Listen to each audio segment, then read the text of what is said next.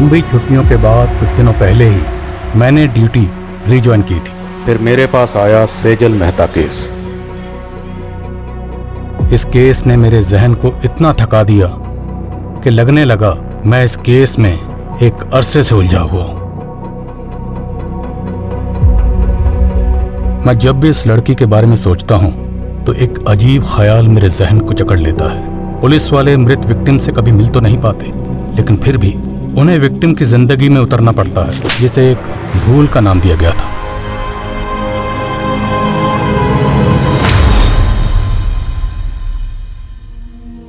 अक्सर ऐसा क्यों होता है?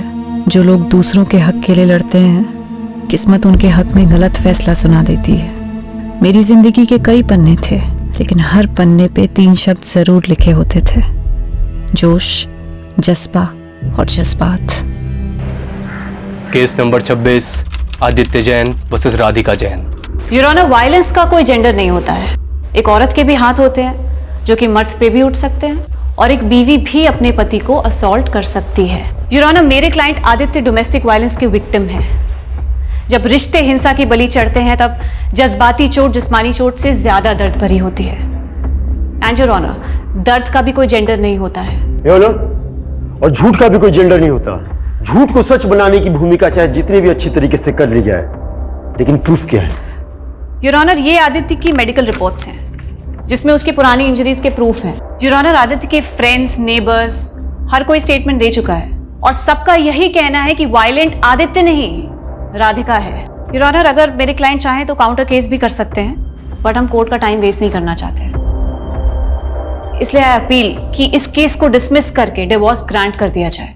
मुझे बहुत अफसोस के साथ कहना पड़ रहा है कि एक महिला होने के बावजूद भी सेजल जी इस केस को जीतने के लिए बहुत कुछ मैनिपुलेट कर रही हैं। आप अपनी दलीलें नहीं प्रूव कर पा रहे हैं तो कुछ भी कह रहे हैं, but I believe in justice your honour. Domestic violence act का कई बार गलत तरह से इस्तेमाल हुआ है, सो आई होप इस केस में एक ऐसा वर्डिक्ट आए जो कि सभी डोमेस्टिक वायलेंस एक्ट को वायलेट करने वालों के लिए एक बड़ा सबक हो। सेजल, मुझे अब विश्वास हो गया है कि तुम्हारी मदद से मैं एक केस जीत सकता हूँ। मैं तुम्हें बता भी नहीं सकता हूँ कि उस औरत के साथ मैं कितनी घुटन महसूस करता था। सेजल, कब से कॉल लगा रहा हूँ, फोन भी बंद है तुम्हारा। सॉरी प्रतीक, मैं कोर्ट रूम में थी। तो मुझे यहाँ क्यों बुलाया? पहले ड्राइवर समझ रखा है। वैसे सही है, तुम्हारा वेट करता रहूँ मैं हमेशा, है ना? सॉरी यार। Aditya, he is Prateek, my fiancee. Hi. Hi. अब आपका ऑर्डर हो तो चले यहाँ से। See you on the verdict day. Let's go. Bye.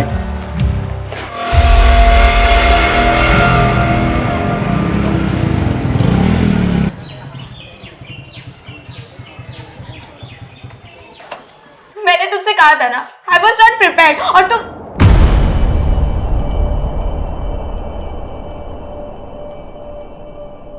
Anjali,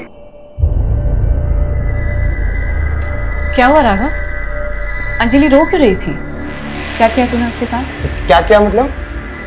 friends हैं हम, हमारी भी पर्सनल बातें होती है। राघव, तू अभी इतना बड़ा भी नहीं हुआ है, और माँ के एब्सेंस में मैं तेरी बड़ी बहन ही नहीं, तेरी गार्जियन भी हूँ। क्या पका रही होती थी? ये क्या लैंग्वेज हुई राघव? हाँ, रुको, मैं अभी अंजलि से बात करती हूँ। उससे क्या बात करोगी आप? हाँ, तो एक बात बता, तू इतना डर क्यों रहा है? कहीं तूने उसके साथ कुछ ऐसा वैसा तो? इनफ। दीदी, मैं आपको कभी पूछता हूँ क्या कि आप प्रतीक के साथ क्या क्या करती हो? हाँ, मेरी भी पर्सनल लाइफ है, सो प्लीज डोंट इंटरफियर। बहुत बदतमीज होता जा रहा है। सेजल, तुम ना छोटी सी बात को इधर का उधर ले जाती हो। यार, तुम उसे शांति से समझाओगी ना तो आई थिंक वो समझ जाएगा। So just relax, okay? चलता। बाहरी दुनिया से जूझना जितना मुश्किल होता है, उससे कहीं ज्यादा मुश्किल उन रिश्तों से जूझना होता है जिनके लिए हम जीते हैं। अपनों की हार के आगे बाहरी दुनिया की जीत भी फीकी लगती है। आदित्य जैन वर्सेस राधिका जैन। इस केस के फैक्ट्स, स्टेटमेंट्स और प्रूफ्स पे बारीकी से गौर करने के बाद ये कोर्ट आदित्य जैन को डोमेस्टिक वायलेंस के चार्जेस से बरी करती है।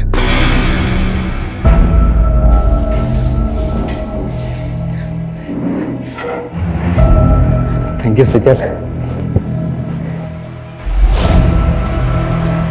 You saved my life.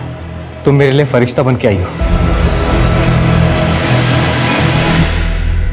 जिंदगी हर मोड़ पे मुझे कामयाब कर रही थी, पर पता नहीं था मैं एक नाकाम सफर भी तय कर रही थी।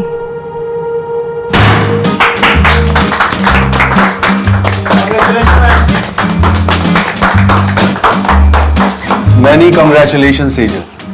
मुझे पता था तुम ये केस जीत कर रहो। जिस डेडिकेशन, सिंसियरिटी और ईमानदारी से तुम काम कर रही हो, it's something to be appreciated. Thank you sir, लेकिन मुझे आपसे बहुत जरूरी बात। आज कोई काम की बात नहीं होगी। It's a celebration time. And listen guys, Sejal की जीत की खुशी में आज मैंने आप सब के लिए डिनर पार्टी अरेंज की है। एंजॉय।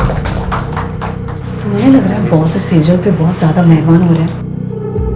थोड़े हाई प्रोफाइल केसेस इसके लिए रिजर्व करके रखे। हम तो सिर्फ पेपर वर्क करने के लिए ना।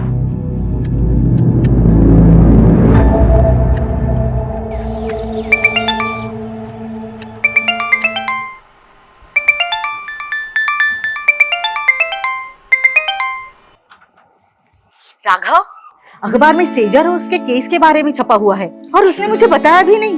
कहाँ है वो? दीदी सो रही होगी माँ, मुझे भी सोने दो। 8 बज रहे हैं राघव, उठ और सेजल से कह मुझे फोन करेगी। दीदी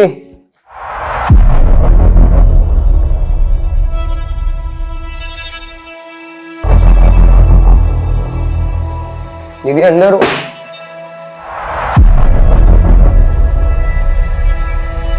दीदी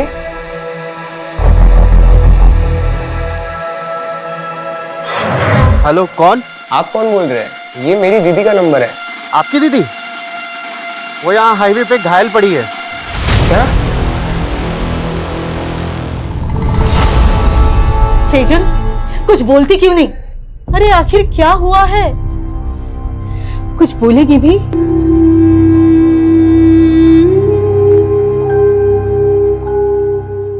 मुझे लगता है शायद दीदी के साथ रेप। क्या? इसलिए पूरे रास्ते कुछ बता नहीं रही थी। मैंने उनसे काफी बार पूछा क्या हुआ दीदी, लेकिन उन्होंने कुछ बताया नहीं।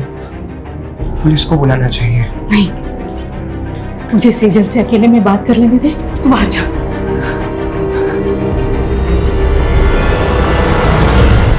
सेजल, मुझे बताना बेटा, क्या तेरे साथ किसी ने जबरदस्ती की? सेजल ठीक तो है ना? मुझे लगता है कुछ तो हुआ है जो तुम मुझसे छुपा रहे हो। नहीं प्रतीक, ऐसा कुछ नहीं है। अगर सब कुछ ठीक है तो वो मेरा फोन क्यों नहीं उठा रही है? वो दीदी सो रही है, मैं कॉल करवाता हूँ।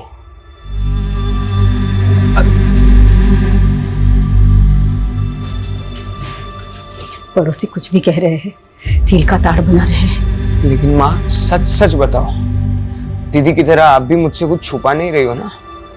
उन्होंने आपको बता दिया ना कि उनके साथ रेप हुआ है। ऐसा कुछ नहीं है, डॉक्टर को दिखाया था ना सेजल को। मुझे भी उसकी परवाह है, तू फिक्र मत कर, वो धीरे धीरे नॉर्मल हो जाएगी।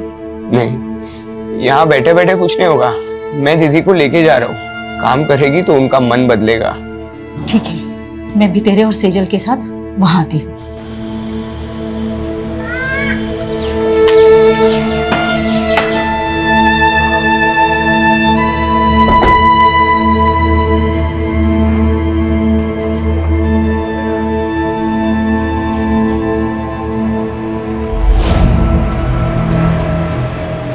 क्या देख रही है? चल अंदर।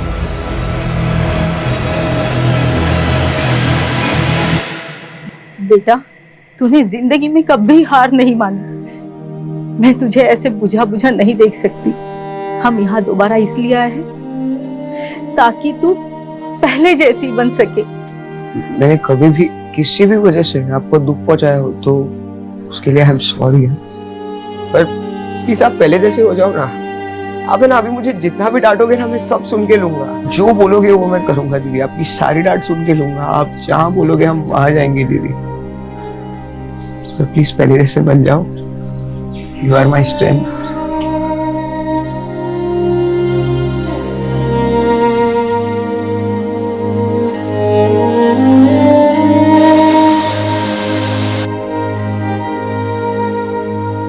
दर्द छिपा के मैं पहली बार एक झूठी जिंदगी जीने की कोशिश कर रही थी। सच मुझसे नाराज था या मैं सच से नाराज थी? मेरी दलीलें मुझे ही उलझा रही थी, पर अपना फैसला भी अब मुझे ही करना था। राघव, तू पक्का सेजल को लेके मुझसे कुछ छुपा नहीं रहा है ना? मैं भी पनवेल आ रहा हूँ। नहीं प्रतीक, वो हम आ गए हैं, सिर्फ 2 ही दिन हुए हैं। अरे तू सेजल का फोन क्यों बंद है? मेरी बात करो उससे। हाँ देखता हूँ। दीदी,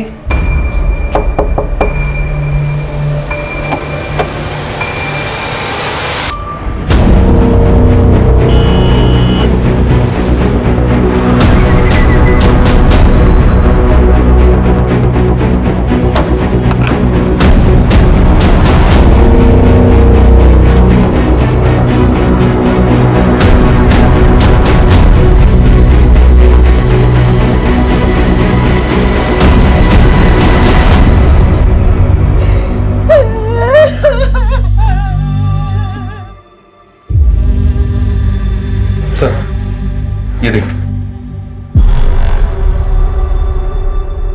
मेरी शिकायत खुद से, अपने आप से।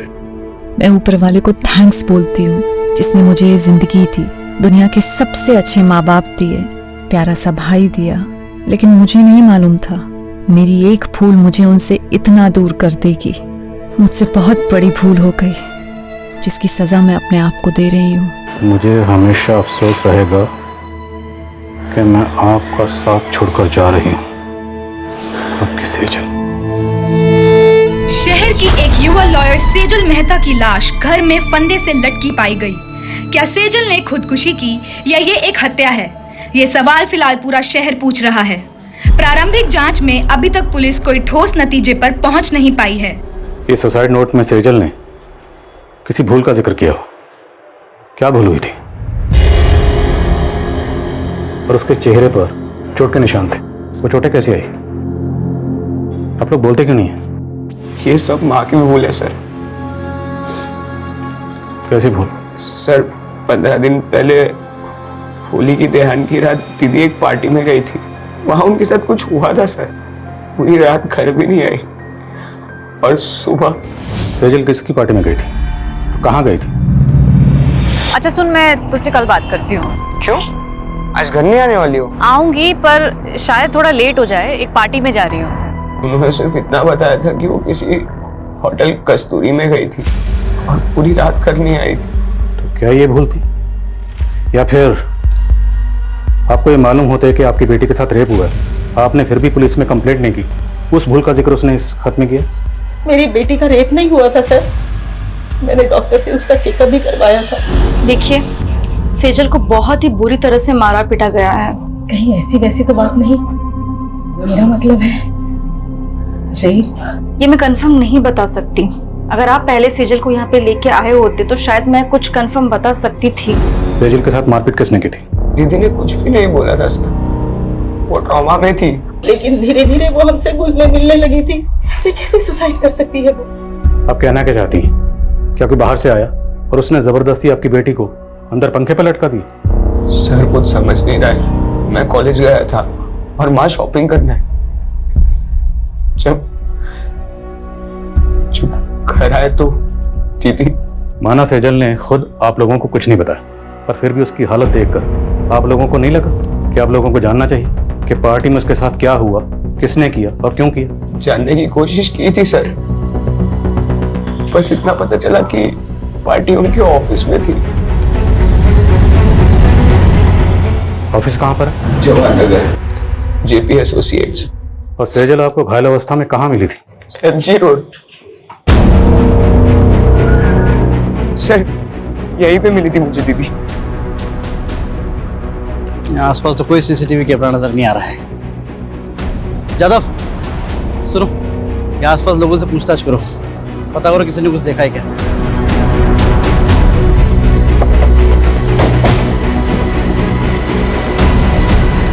सेजल बहुत स्ट्रांग लड़की थी। मैं मान ही नहीं सकता कि वो सुसाइड करेगी।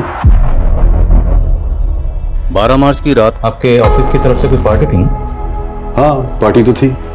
सेजल ने एक कंट्रोवर्शियल केस जीता था, उसी के सेलिब्रेशन में। और ये सेलिब्रेशन होटल कस्तूरी में हुआ था?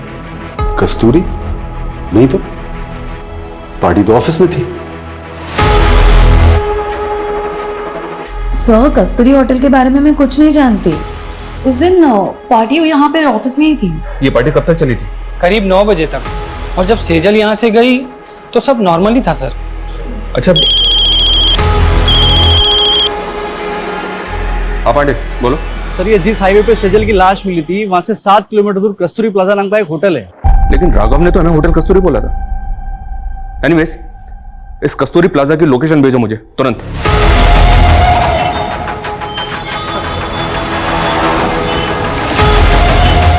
नहीं सर, 12 मार्च को यहाँ कोई पार्टी नहीं थी। इस लड़की को आपने यहाँ देखा था? सर, यहाँ तो बहुत से लोग आते हैं, मुझे याद नहीं है। पांडे, 12 मार्च को यहाँ पे जितने भी गेस्ट आए थे सबकी लिस्ट चेक करो और यहाँ का सीसीटीवी फुटेज भी चेक करो। चाहे सेजल यहाँ पे आई हो।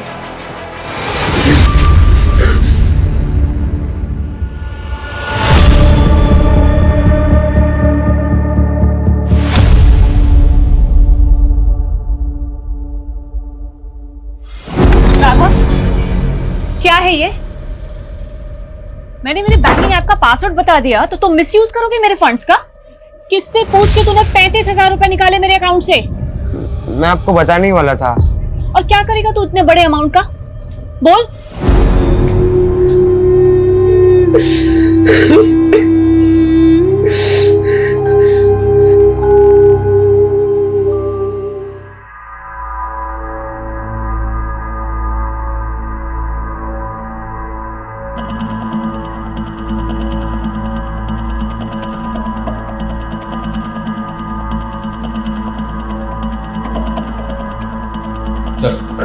हमने चेक किया, कस्तूरी प्लाजा में 12 मार्च को कोई पार्टी नहीं थी और ऐसा कोई क्लू भी नहीं मिला है जिससे पता चले कि उस रात सेजल वहां गई। सेजल के भाई राघव ने होटल कस्तूरी कहा था और ये कस्तूरी प्लाजा है। लेकिन सर, होटल कस्तूरी नाम से कोई होटल नहीं है उस एरिया में। पर पार्टी सेजल की ऑफिस में ही थी, ये तो पूरा स्टाफ कह रहा है। 12 मार्च की ऑफिस की फुटेज चेक करके देख रहे हैं सर, शायद कोई क्लू मिले जिससे पता चले कि उस रात सेजल के साथ हुआ क्या था। 12 मार्च के हादसे को फैमिली वजह मान रही है, जबकि हमें सेजल की लाश उसके 15 दिन बाद 27 मार्च को उसके घर पर ही मिली।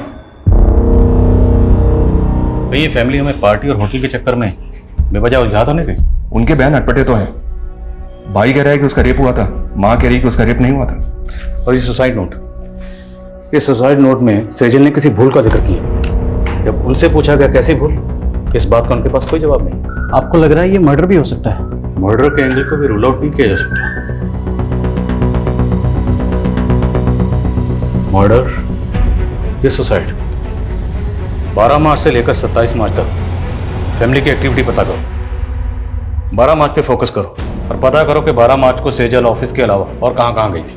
13 मार्च से 24 मार्च के बीच ये फैमिली पनवेल में थी सर। तो पनवेल में अपने खबरियों को एक्टिव करो और पनवेल से लौटने के बाद 24 मार्च से लेकर 27 मार्च के बीच में फैमिली में क्या क्या हुआ सब पता करो। और जिस डॉक्टर ने सेजल को एग्जामिन किया था उससे मिलना पड़ेगा, और जिस लड़के से सेजल की मंगनी हुई थी उसे ही पूछताछ के लिए बुलाओ। मैंने 14 मार्च को सेजल का चेकअप किया था। उसके घाव 2-3 दिन पुराने थे। 6-7 जगह तो ब्लड क्लॉट्स हुए थे। ऐसा लग रहा था मानो जैसे कुछ बेल्ट की चीजें से मारा गया है। सेजल का रेप हुआ था नहीं? मैं इसको लेके श्योर नहीं हूँ।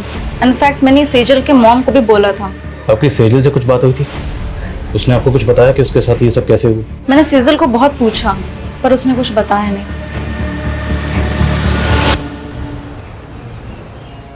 अरे दर्द दबा के मुस्कुराना सीखा है और मेकअप लगा के जख्म छुपाना भी। जब तक जवानी है बिक रहे हैं। अभी का कमाया हुआ ही आगे चल के उम्र ढलने के बाद काम आएगा, समझी? माना सेजल की फैमिली ने आपको कुछ भी साफ साफ नहीं बताया कि सेजल के साथ क्या हुआ था, पर आपको कुछ तो अंदाजा हुआ होगा कि सेजल के साथ ऐसा किसने किया होगा। हमेशा खुश ही दिखती थी। मेरे लिए सोच पाना मुश्किल है कि उसके साथ में ऐसा कुछ हुआ है। 12 मार्च को सेजल के ऑफिस की कोई पार्टी थी। अब अगर सेजल उस पार्टी में जाती तो जाहिर सी बात है आपको तो पता ही होता ना। मेरी इस बारे में उससे फोन पे भी बात हुई थी। प्रतीक, बॉस ने ये केस जीतने की खुशी में एक पार्टी रखी है, लेकिन मुझे ये सेलिब्रेशन बिल्कुल अच्छा नहीं लग रहा है। पर हुआ क्या? मुझसे बहुत बड़ा गुफअप हो गया। गुफअप? कैसा गुफअप? सर क्लियरली मुझे कुछ नहीं पता है, but it was something related to her work. Sejal ने ये लॉ फॉर्म 4 साल पहले ज्वाइन की थी। पर इसमें गौर करने वाली बात है वो ये कि सेजल ने जितने भी केसेस जीते थे या जितने भी केसेस पे वो काम कर रही थी, उनमें से ज़्यादातर केसेस वो थे जो पहले उसकी कुली कविता के पास थे। मतलब कविता के केस सेजल को दिए जा रहे, जबकि पहले सेजल कविता को असिस्ट कर रही थी। सर ऑफिस की फुटेज में भी हमने कविता और सेजल के एक और कलीग विकल्प को पॉइंट आउट किया था।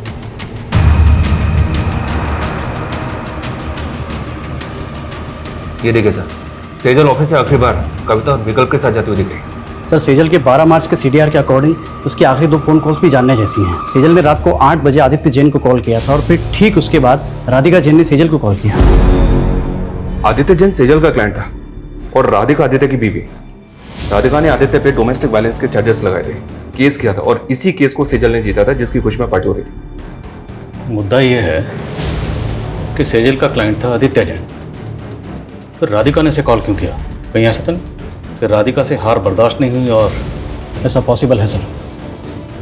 आदित्य और राधिका से मिलो और सेजल के ऑफिस में नए सिरे से पूछताछ करनी पड़ेगी। उस पार्टी वाली रात सेजल आप दोनों के साथ पार्टी से बाहर गए थे, कहाँ गए थे आप लोग? देखिए सर, हम सिर्फ उसके साथ ऑफिस से बाहर तक गए थे। बॉस को तुम पे कितना भी प्राउड हो, तो मेरा असली प्राउड तो तुम हो।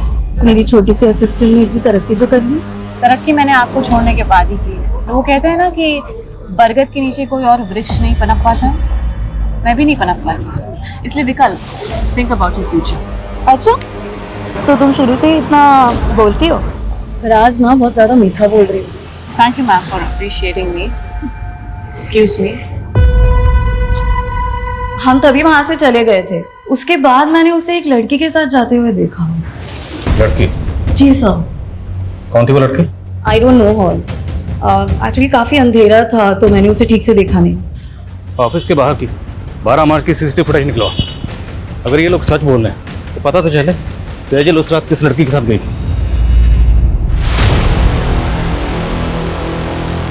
मैंने तुम्हें रोका था, लेकिन तुमने मेरी बात नहीं मानी और अब तुम्हारी वजह से अब मैं प्रेग्नेंट हूँ।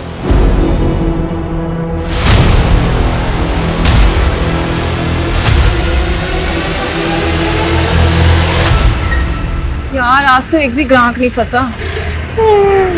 मेरे को तो खड़े खड़े नींद लग रही है। चल ना घर चलते हैं। मेरी तो बुकिंग आ गई। इसको पूछना, इसको 2 चाहिए क्या? मेरा भी बोनी हो जाएगा। अरे ये मेरे को देने में तो बार्गेनिंग करता रहता, तुझे कहाँ से देगा? जा तो जाके सो जा।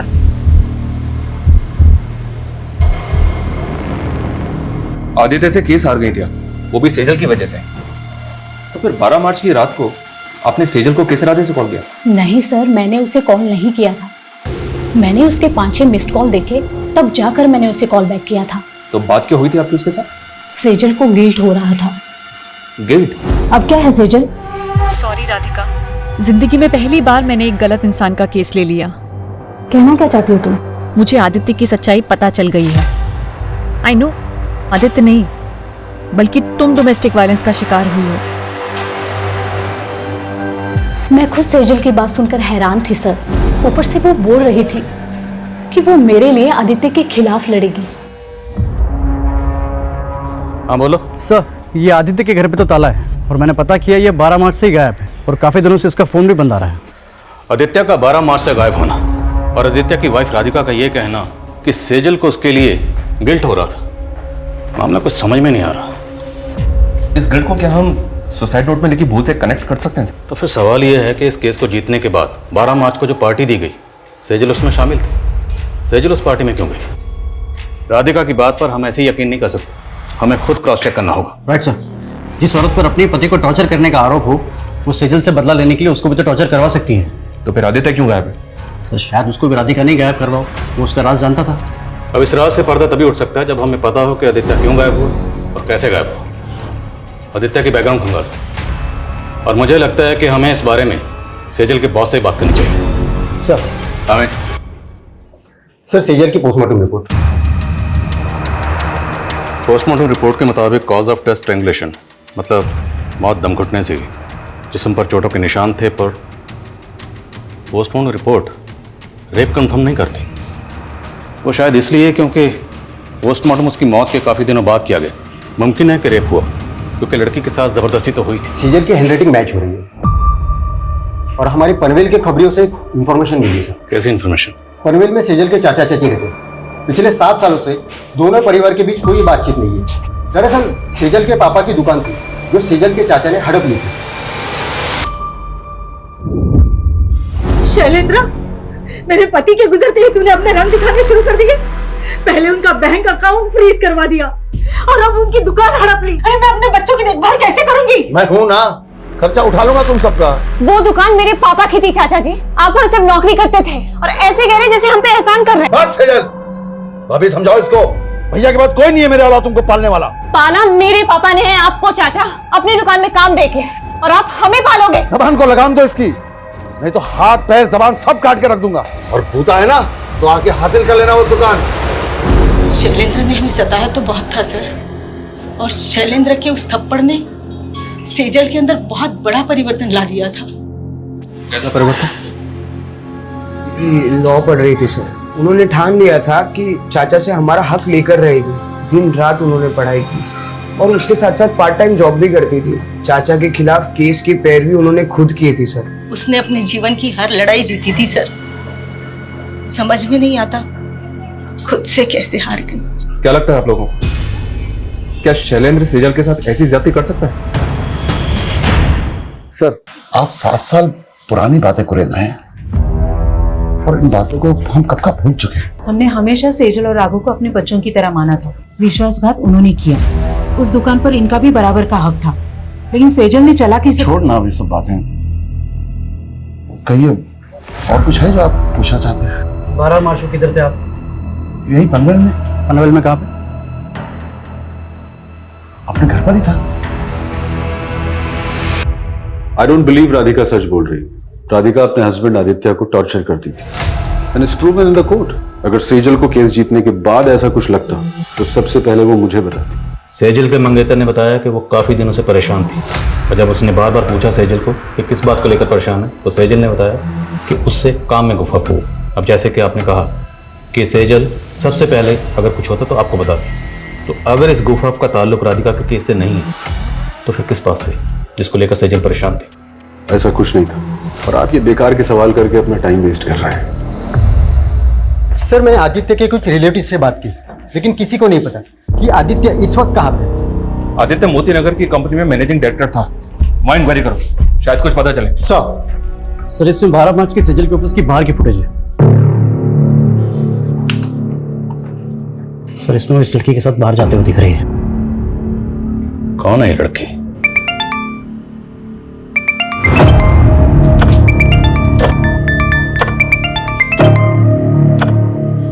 हाँ बरखा बोल। सिमी, एक गाड़ी वाले ने मुझे बहुत टॉर्चर किया। मुझे पैसे भी नहीं दिए और मेरे सारे पैसे ले लिए। मेरे पास तो वापस आने के लिए पैसे नहीं है। तू घबरा मत बरखा, कहाँ है तू बता मुझे, मैं आती हूँ तुझे लेने।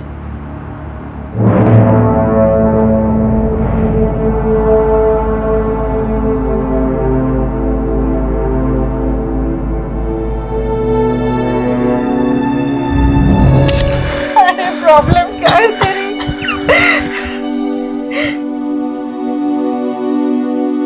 क्या चाहता है तू? फिर से मैं वही दिन देखूं? हाँ?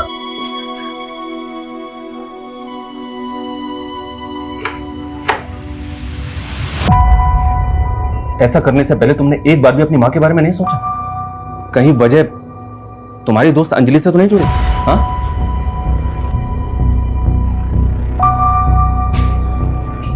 ये देखो, और मैं बताऊं कि 12 मार्च की रात को अंजलि सेजल से मिलने क्यों गई थी?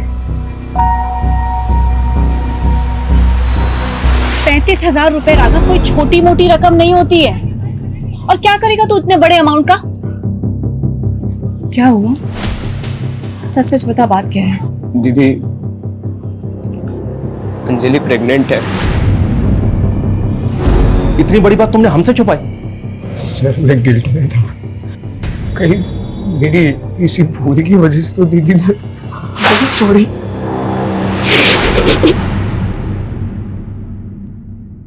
कोई प्रेग्नेंट नहीं थी तुम, ये सब ड्रामा है ना? प्रेग्नेंट हो तुम? कोई प्रूफ है? तुम दोनों ने मेरे भाई को बेवकूफ बनाया सिर्फ पैसे हटने के लिए। अब देखना, ऐसे चार्ज में तुम लोगों को अंदर करवाऊंगी ना कि कभी भूलोगे नहीं। 12 मार्च को सेजल को लेकर कहाँ गई थी? मैं तो बस माफी मांगने गई थी उनसे। तुम यहाँ क्या कर रही हो? मुझे माफ कर दो दीदी, प्लीज मेरे खिलाफ कोई केस मत फाइल करना। तुमने गुनाह किया है तो सजा तो तुम्हें दिलवा के रहूंगी मैं। नहीं दीदी प्लीज। वो वहाँ से चली गई थी, कहाँ गई वो मुझे नहीं मालूम है। तो हम मालूम कर लेंगे। जरा इन दोनों को मालूम पर घुमाओ। जी सर। माना तुमने हमसे पहले अंजलि की बात छुपाई, पर हमें अभी तक किसी भी होटल कस्तूरी का पता नहीं चला है। दीदी ने मुझे यही बोला था कि वो उस रात होटल कस्तूरी जा रही थी। अगर होटल कस्तूरी वाकई है तो कहीं तो होगा। हर छोटे मोटे होटल की लिस्टिंग करो और ढूंढो होटल कस्तूरी को। और सेजल अपने भाई राघव को एमजी रोड पर मिली थी। एमजी रोड से लेकर सेजल के ऑफिस तक जहां जहां सीसीटीवी है सबकी फुटेज निकलाओ, फुटेज स्कैन करो। सर, ये आदित्य जिस कंपनी में एमडी था वहां से अचानक से रिजाइन करके चला गया। ऑफिस में इंक्वायरी की तो पता चला कि ये वहां पे काम करने वाली लड़कियों को फेवर देने के लिए उनका शारीरिक शोषण किया करता था। ये बात आदित्य के ऑफिस की एक लड़की ने सेजल से कांटेक्ट करके उसे बताई थी। तो पूरे चांसेस हैं कि आदित्य की वाइफ राधिका का बयान सही है कि सेजल उसके खिलाफ एक्शन लेने वाली थी, क्योंकि आदित्य 12 मार्च से ही गायब। आदित्य के ऑफिस से उसके बारे में एक और लीड मिली है सर। शायद ये अपने मामा के घर पहुंच सकता है। उठवाओ। भागा नहीं था मैंने रिजाइन किया था। तुम 12 मार्च से गायब हो। 12 मार्च मतलब उसी दिन जिस दिन सेजल। मैंने कुछ नहीं किया है, मुझे अपने लॉयर से बात करनी है। अपने लॉयर को तो तूने मार दिया, अब किससे बात करेगा? बोल, क्यों मारा सेजल को? देखो, मुझे डराना मत। मुझे क्या लग रहा है तेरे साथ हम यहाँ पर टाइम पास कर रहे हैं? हाँ, रेप और मोलेस्टेशन के चार्जेस लगे हैं तुझे, और तेरे ऑफिस की कई लड़कियों की रिकॉर्डिंग स्टेटमेंट है हमारे पास। बोल अब। मेरे पास प्रूफ्स हैं तुम्हारी असलियत के। मुझे तो खुद पे गुस्सा आ रहा है कि तुम्हारे जैसे सेक्स ऑफेंडर की पैरवी की मैंने। पर थैंक्स सेजल, तुम्हारी वजह से मैंने केस जीत लिया। मैं राधिका के साथ मिलकर काउंटर केस करूंगी तुम्हारे खिलाफ। कल ही वारंट निकल जाएगा तुम्हारा। मैं डरकर भागा जरूर था, लेकिन मैं सच बोल रहा हूँ, मैंने सेजल के साथ कुछ भी नहीं किया है। राइट सर, मैं पता करने की कोशिश कर रहा था।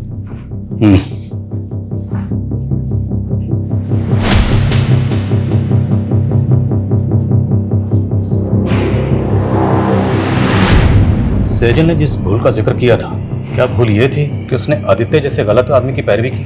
अगर हाँ, तो फिर वो 12 मार्च से लेकर 27 मार्च तक खामोश क्यों थी? और कोई भी भूल इतनी बड़ी कैसे हो सकती है जिसकी वजह से सेजल जैसी लॉयर सुसाइड कर ले?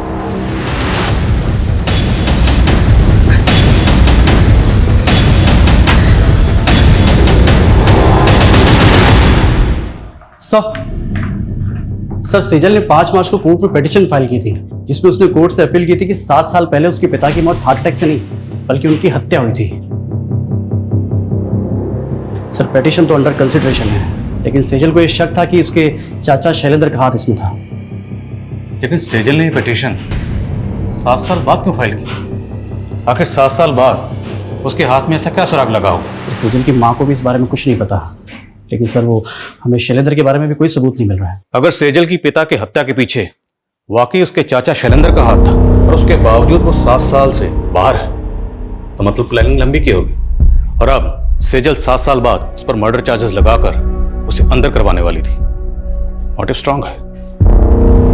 इस शैलेंद्र के बारे में पता करो, उसकी हर एक हरकत पर नजर रखो। Okay sir.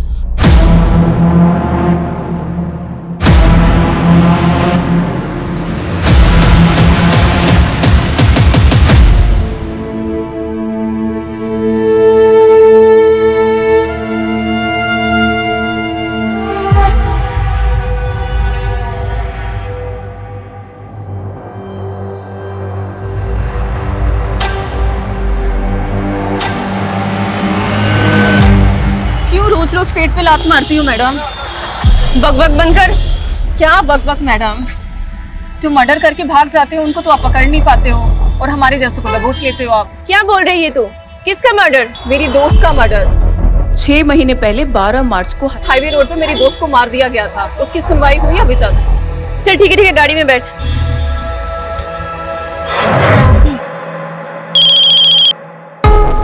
हाँ बोल। सोनू खबरी बोल रहा हूँ साहब। वो आपके हाईवे वाले केस का क्या हुआ?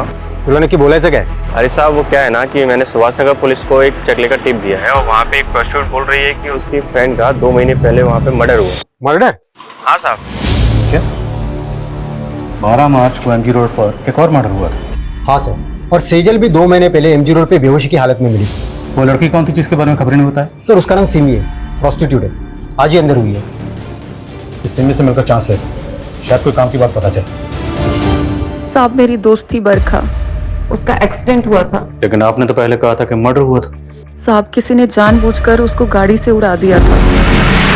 आपको ये कैसे पता कि किसने जानबूझ के उड़ाया था? हाँ बरखा बोल। मेरे पास ना वापस आने के लिए पैसे नहीं। तू घबरा मत बरखा, कहाँ है तू बता मुझे। मैं एमजी रोड पे एक गाड़ी वाला एक लड़की को फेंक दिया। बरखा मुझे कुछ समझ में नहीं आया और उसके बाद उसका एक्सीडेंट हो गया। बरखा ने आपको उस गाड़ी का नंबर बताया था? नहीं साहब, लेकिन बरखा ने बताया था कि ग्रे कलर की कोई कार थी। आपकी बरखा से बात कब हुई थी? मेरा मतलब तारीख क्या थी? सर 12 मार्च को रात के 2-2:30 बजे के आसपास। 12 मार्च की रात को सेजल जहां पर जख्मी हालत में मिली थी उस जगह पर सीसीटीवी नहीं है, लेकिन वहां से 3 किलोमीटर दूर एक सिग्नल है, वहां पे सीसीटीवी है और रास्ते में कोई भी राइट या लेफ्ट टर्न नहीं है, सीधा रास्ता है। उस सीसीटीवी की फुटेज स्कैन करो, जितनी भी सफेद रंग की गाड़ियां दिखती हैं सबकी लिस्टिंग करो।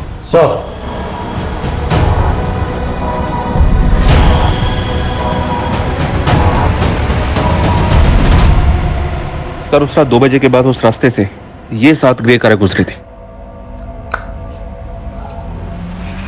और ये इन 7 कारों के 7 ओनर्स हैं। इन ओनर्स की डिटेल्स निकाली तो पता चला कि इनमें से ये मनीष, इसका एक होटल है, होटल संतूरी।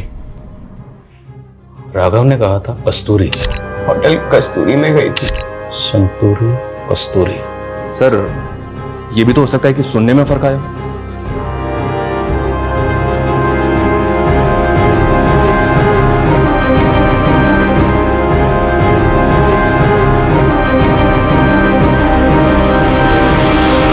मेरा यकीन कीजिए सर, मेरी सेजल से कोई दुश्मनी नहीं थी।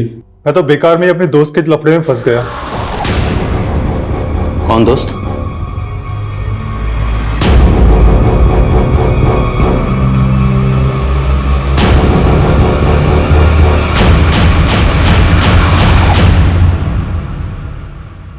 दो महीने से तेरी एक्टिंग देख रहा हूं, पर अब तो इस डंडे पे नाच करेगा। नाच। उठ। सेजल ने क्या बिगाड़ा था तुम्हारा? सर मेरा पहले बिल्कुल भी इरादा नहीं था उसे नुकसान पहुंचाने का, बल्कि वो तो ऑफिस की पार्टी मनाने के बाद में उससे मनीष के होटल में मिलने भी आई थी। प्लीज प्रतीक, वैसे भी आदित्य की वजह से मैं बहुत गिल्ट में हूँ। पार्टी करने का एकदम मूड नहीं है।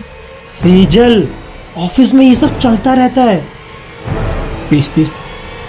कौन? Cheers, guys.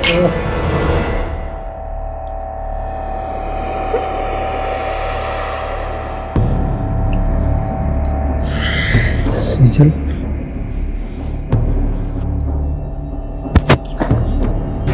दोस्त है सामने। दोस्त पास में नहीं होते तब भी कौन सा तुम पास आने देती हो? तुम ना मेरे स्वाभिमान को बहुत हर्ट करते हो। विशाल,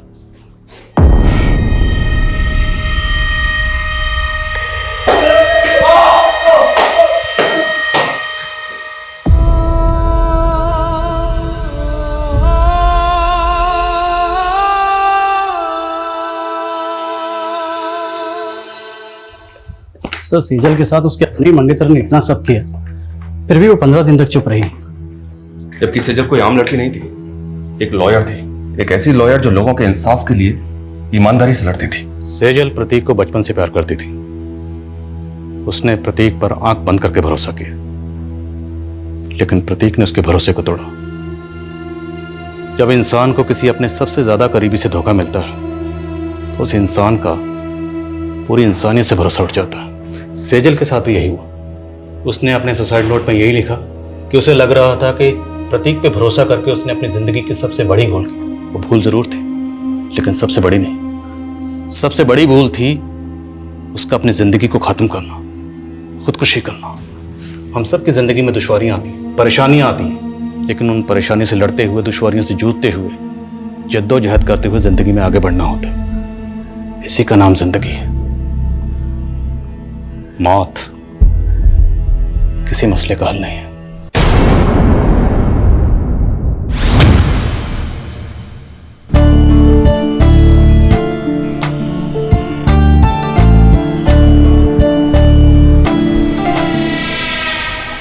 ए, रुक तो कशाला? भाजी सामने पड़ी है, दिखाई नहीं दे रही है क्या तेरे को?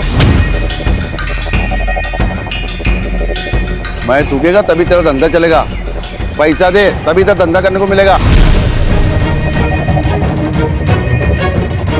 तो रोज आएगा, रोज थूकेगा, फिर देखता भाजी कैसा बेचता तू।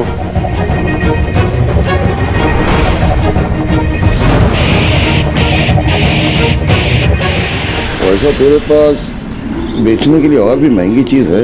ए, हफ्ते में कितने बार आएगा कटोरा लेके? ये हफ्ते का परसों ही दिया ना पैसा तेरे को। अब सब कुछ बराबर हो गया। निकल, धंधे का टाइम है, खोटी मत कर। तेरा हफ्ता डबल। अभी 2 दिन में पैसा नहीं देना तो तेरा ठेला और तुम दोनों इधर दिखेंगे नहीं। अरे जा रे बाबा, हम बात दूंगी। पांडे जी, ये लो।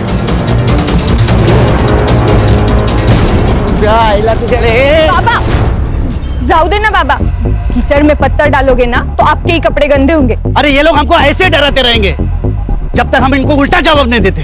बाबा, हमें जंग नहीं लड़नी, धंधा करना है। सदा मिताली सच कह रही है। अरे ये पांडे ना बहुत पहुंची हुई चीज है। इससे ना दोस्ती अच्छी ना दुश्मनी। तू छोड़, अपने काम पे ध्यान दे।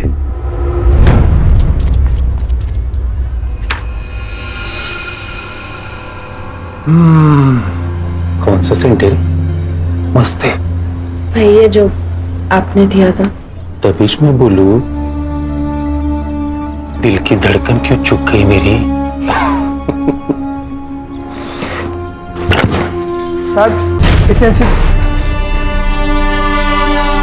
मैं बाद में आता हूँ साहब। नहीं नहीं, मैं जा ही रही थी। सर दामोदर। हाँ सर। ये जो दरवाजा लगा है ना, वो शो के लिए नहीं लगा है। अगली टाइम आएगा ना तो नॉक करके आना, नहीं तो अगला साइन तेरे ट्रांसफर ऑर्डर पे कर दूंगा। समझा क्या? और सर। ये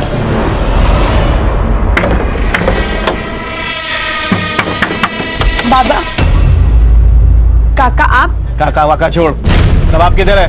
बाबा घर पर नहीं है। देख, उसको तो अकल नहीं है, पर क्या है ना, तू समझदार है। तू उसको समझा, नहीं तो क्या है ना, तू बिना बाप के जिंदगी गुजारेगी, समझी? काका, जबान संभाल कर बात करना। तू मेरे को बताएगी कि मेरे को कैसा बात करना है, कैसा नहीं करना। इतनी हिम्मत तेरी है? ए गंगो! बाबा, तू अगर मेरा भाई नहीं होता ना तो हाथ तोड़ के फेंक देता पानी में, समझा? आओ जाओ देना, आपको शपथ है मेरी। मेरी बेटी बोली ना, इसलिए बच गया तू। चल जा, निकल निकल। किधर निकल, किधर निकल? मेरा भी घर है, समझा? कितना पैसा चाहिए?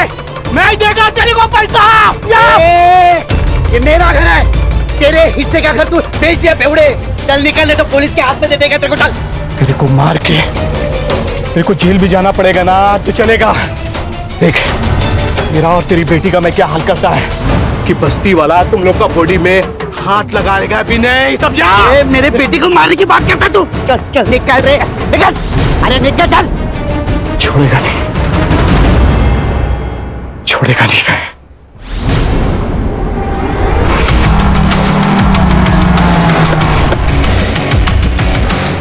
चलो चलो चलो, ए बंद कर, ए टिकली चल, ए कपड़ा चल, घर ही जाओ, निकल। डॉक्टर बाबू, ये सब क्या चल रहा है? ये रोज का नाटक है इन लोगों का। लेकिन अपने पास तो लाइसेंस भी है और पांडे को पैसे भी तो देते हैं ना हम लोग। अरे कोई फायदा नहीं है, ये लोग अभी सब रावण नहीं लेके ना फेंक देंगे। बंद कर, बंद कर, घर ही जाओ, घर ही जाओ। चल चल, बंद कर, बंद कर। ओ मैडम, चलो हो गई शॉपिंग। ए सदा, चल। क्या बोला था मैं तेरे को? मेरे थूक के बगैर तो धंधा नहीं कर पाएगा। मैं आता था, जा, क्या करना कर ले, चल।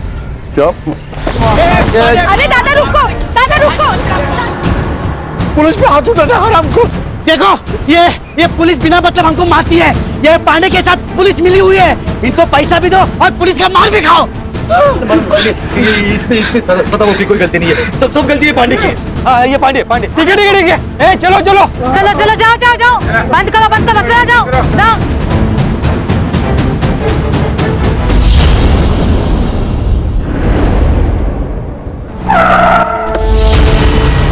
गुस्सा आता है ना तेरे को? अरे तेरा सारा गुस्सा निकालती हूँ मैं। चल अंदर। अरे चल उसके अंदर। अरे लेकिन चल। अरे मैडम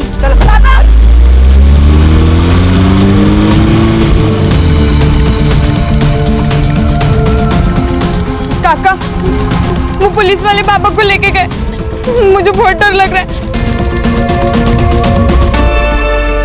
जबरदस्ती क्यों कर रहे हो? शेर के मुंह में हाथ डालेगा तो काटेगा ही ना।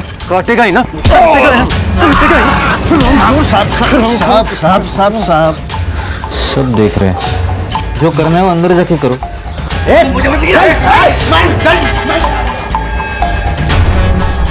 तेरे पे हाथ उठाया था इसने, इतना मार कि आगे से जब भी मिलेगा ना तो नजर नीचे होनी चाहिए। अरे साहब लेकिन मैंने किया क्या है? मेरी गलती क्या है ये तो बताओ तुम।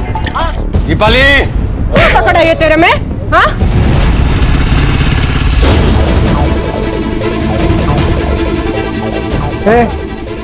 भाजी मार्केट है, बिना परमिशन के अंदर जाने के लिए। मेरे पापा अंदर है, क्यों मार रहे हो मेरे पापा को? पूछताछ चल रही है। पापा देखना, अंदर जाने नहीं दे रहे, प्लीज देखना प्लीज। सुनिए, मेरा नाम महेश है, महेश पवार। मैं पीएसआई निकम को जानता हूँ, उनको बुला देंगे प्लीज। ठीक है, बैठो यहाँ पे।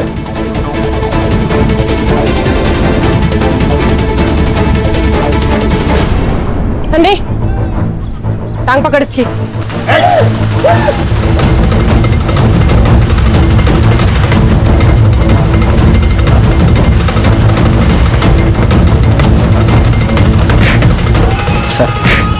ए दामोदर, अरे वो दरवाजा बंद करना, आवाज से कान फटा जा रहा है मेरा। ये देख महेश, उसने पुलिस पे हाथ उठाया, उसको सजा और सबक तो मिलेगा ही ना। गरीब लोग हैं सर, माफ कर दीजिए उनको। मैं कुछ नहीं कर सकता। साहब मुझे एक बार मेरे पापा से मिलने दो, एक बार मिलने दो प्लीज सर। सर प्लीज, बस इतना कर दीजिए प्लीज। ठीक है, तू रुक यहाँ पे। दामोदर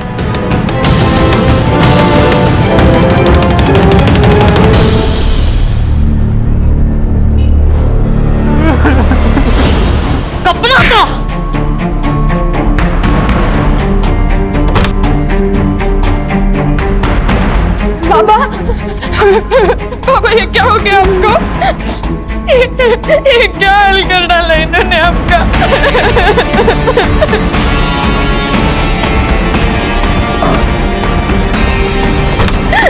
हम छोड़ेंगे नहीं इनको, हम लड़ेंगे, हम जरूर लड़ेंगे।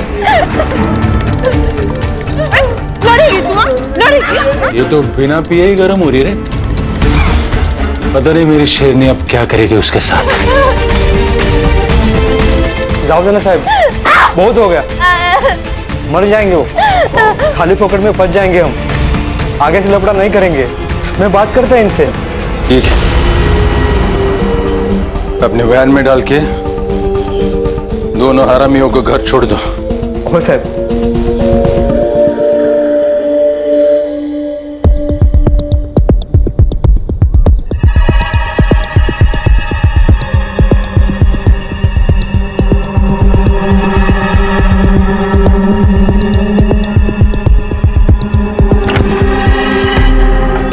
भिखारी,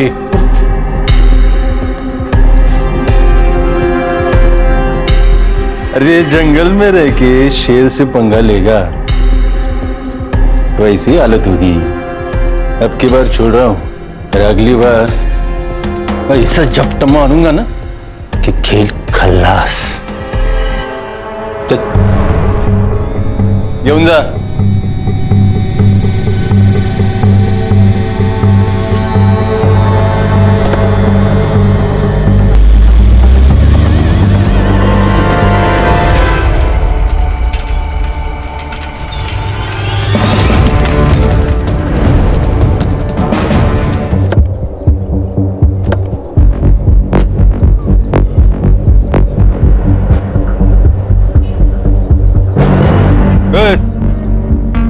पहुंचो। साहब ये तो हमारे सदाबाबू और मिताली है साहब। अरे किसी गाड़ी ने उड़ा दिया होगा। गाड़ी कैसे उड़ा है? ये अगर गाड़ी ने उड़ा है तो ये और ये सड़क से इतने दूर आकर गाड़ी उड़ाकर चली गई क्या? ये एक्सीडेंट नहीं है भाइयों। ये इनको मारा गया साहब, इनको मारा गया। ये एक्सीडेंट नहीं है साहब। चलो आप पीछे हो साहब, चलो चलो। नहीं ये एक्सीडेंट नहीं है। नहीं साहब, ये एक्सीडेंट नहीं है साहब। एम्बुलेंस बोलो। बल्कि खून है खून। ये पुलिस हमसे कुछ छुपा रही है भाइयों। अगर आज हमने इस अन्याय के खिलाफ आवाज नहीं उठाई तो कल इस सदा की जगह हम लोग होंगे और मिताली की जगह हमारी बेटी हो सकती है। इसलिए जब तक ये पुलिस वाले अपने सदा और मिताली के कातिल को नहीं पकड़ती तब तक ये मार्केट बंद रहेगा। पुलिस प्रशासन, पुलिस की गुंडागर्दी, पुलिस की तानाशाही, पुलिस की गुंडागर्दी। जनता का आक्रोश और लोकल पुलिस की प्रति नाराजगी की वजह से ये इन्वेस्टिगेशन एसआईटी को सौंपी गई।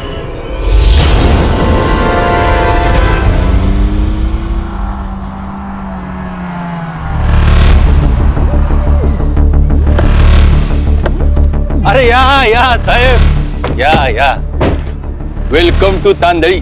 Mumbai police team SIT. Nikam, अब भगत क्या बसला है? जाओ साहब का चाय नाश्ते का देखो। सरकार ने इनको हमारी मदद करने के लिए भेजा है, पता है ना? दोनों बॉडीज किधर है? बॉडीज सुनाई कम देता है। दोनों बॉडीज किधर है? अभी बॉडीज का क्या करेंगे साहब? पोस्टमार्टम तो हो चुका है ना। सर शायद फैक्स ठीक से मिला नहीं इनको। पोस्टमार्टम करने के लिए मना किया था ना साहब। ये हमारा पुलिस स्टेशन है। देशमुख। अब बॉडीज कहाँ हैं?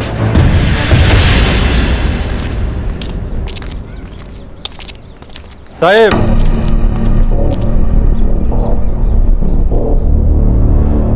हिट एंड रन का केस है ये। आप लोगों के आने से सच्चाई बदलेगी नहीं। तुमने अपनी रिपोर्ट बना ली देशमुख, अब हम अपना काम कर ले। अब यहीं रुकिए।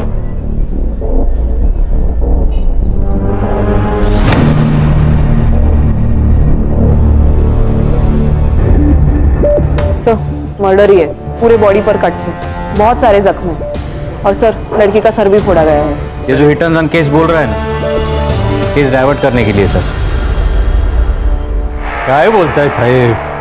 मतलब हम लोगों ने जो कुछ काम किया है वो बेमतलब है? नाम के लिए काम कर रहे हो तो काम छोड़ दो देशमुख। एक्सीडेंट केस है, अंधे दिख रहे हैं हम। नहीं, आप लोग अंधे नहीं है, हम लोग अंधे। अभी आप लोग आए हो ना तो आंखें खुली करके ये सारा इन्वेस्टिगेशन कर रहे हो। हमने किधर रोका है? रोका है? ए देशमुख, किससे बात कर रहा है ना वो पहले समझ ले। उल्टा जवाब नहीं ना दे रहे क्योंकि तू वर्दी में है, इसलिए पहले सोच और बाद में बोल। कोऑपरेट कर। दामोदर। Yes sir. ये दोनों बड़े साहब को और दोनों बॉडीज की फाइलें दे दो। हो गया कॉपरेशन? देशमुख, सारे files, reports, PM report, forensic report सब कुछ चाहिए। देता हूं। और कुछ चाहिए? हाँ चाहिए ना, हमें हमारा सेटअप करने के लिए जगह चाहिए। कहाँ करे? दीपाली, ये मुंबई टीम का दुकान लगाने के लिए जगह का बंदोबस्त करो। देशमुख, हमें केबिन चाहिए। ये आपका मुंबई पुलिस स्टेशन नहीं है, ये एरिया हमारा एरिया है और यहाँ का पुलिस स्टेशन मेरे कंट्रोल में, इसलिए इधर वही होगा जो मैं चाहूंगा। समझे? चला। सर आप कुछ कह क्यों नहीं रहे? हर जंग उसी वक्त नहीं जीती जाती खान, हमें अपना दिमाग ठंडा रखना होगा। Sir according to the PM report Mitali के साथ सेक्सुअल असॉल्ट भी हुआ है। उसके थाई और पैर पे सिगरेट के बर्न मार्क्स है and cause of death lung failure. Sir दोनों के मौत का टाइमिंग लगभग सेम है सर, 5 तारीख रात 1 से 2 के बीच। और सदा को कंफर्म जलाने की कोशिश की है सर, उसके मुंह पे बर्न मार्क्स है। जरा धीरे से, कोई भी खिड़की के पास मत देखो, हमारे ऊपर नजर रखी जा रही है। खान और संग्राम, ये बाप बेटी जहाँ ठेला लगाते थे वहां पर पूछताछ करिए आप लोग। ओके। अच्छा और गणेश बाबू उनके घर के आसपास पूछताछ कीजिए।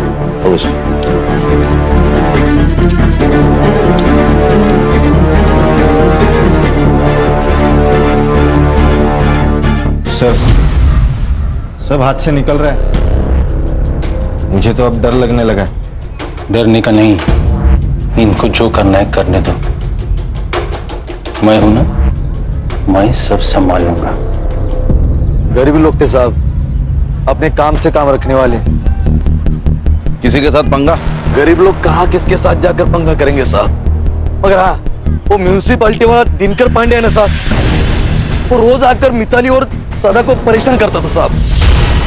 उस दिन वो पुलिस वाली दीपाली है ना साहब, उसके बाद पुलिस वाले आए और हमारे सदा को लेकर चले गए।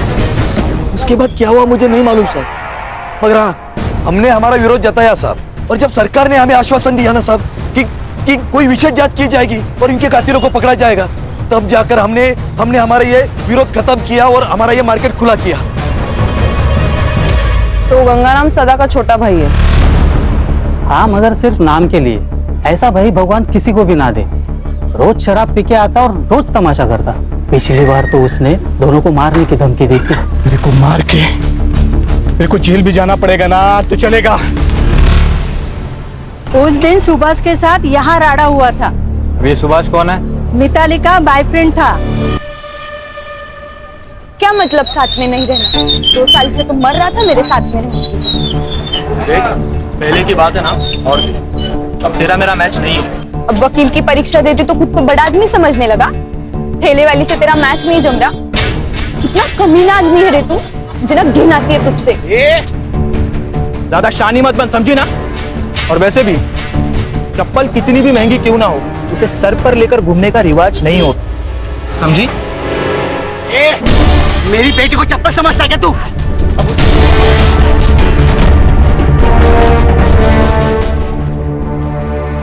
तो अब तक हमारे पास सस्पेक्ट हैं सुभाष, गंगू और म्यूनिसिपैलिटी वाला दिनकर पांडे। तेरे पीआई देशमुख का कुछ समझ में नहीं आ रहा है। सदा को उठा के उसने पुलिस स्टेशन में लाया, लेकिन हमें पता है नहीं। कुछ छोटा मैटर होगा सर। सर, बात छोटे बड़े की नहीं है। अगर हमसे कोई बात छुपाई जा रही है, मतलब कुछ तो गलत किया होगा। सर, मैं ये पीआई देशमुख से बात करता हूँ। नहीं खान, ये हमारा केस है, इसे हम अपने तरीके से सॉल्व करेंगे। हर्षा और गणेश भाऊ गंगू से बात करेंगे। तो खान, ये पांडे को उठाओ और ये जो लवर बॉय है सुभाष ना, उसे तुम देखो। तो देशमुख से तो मैं डील करता हूँ। गेला बघ निकम, गेला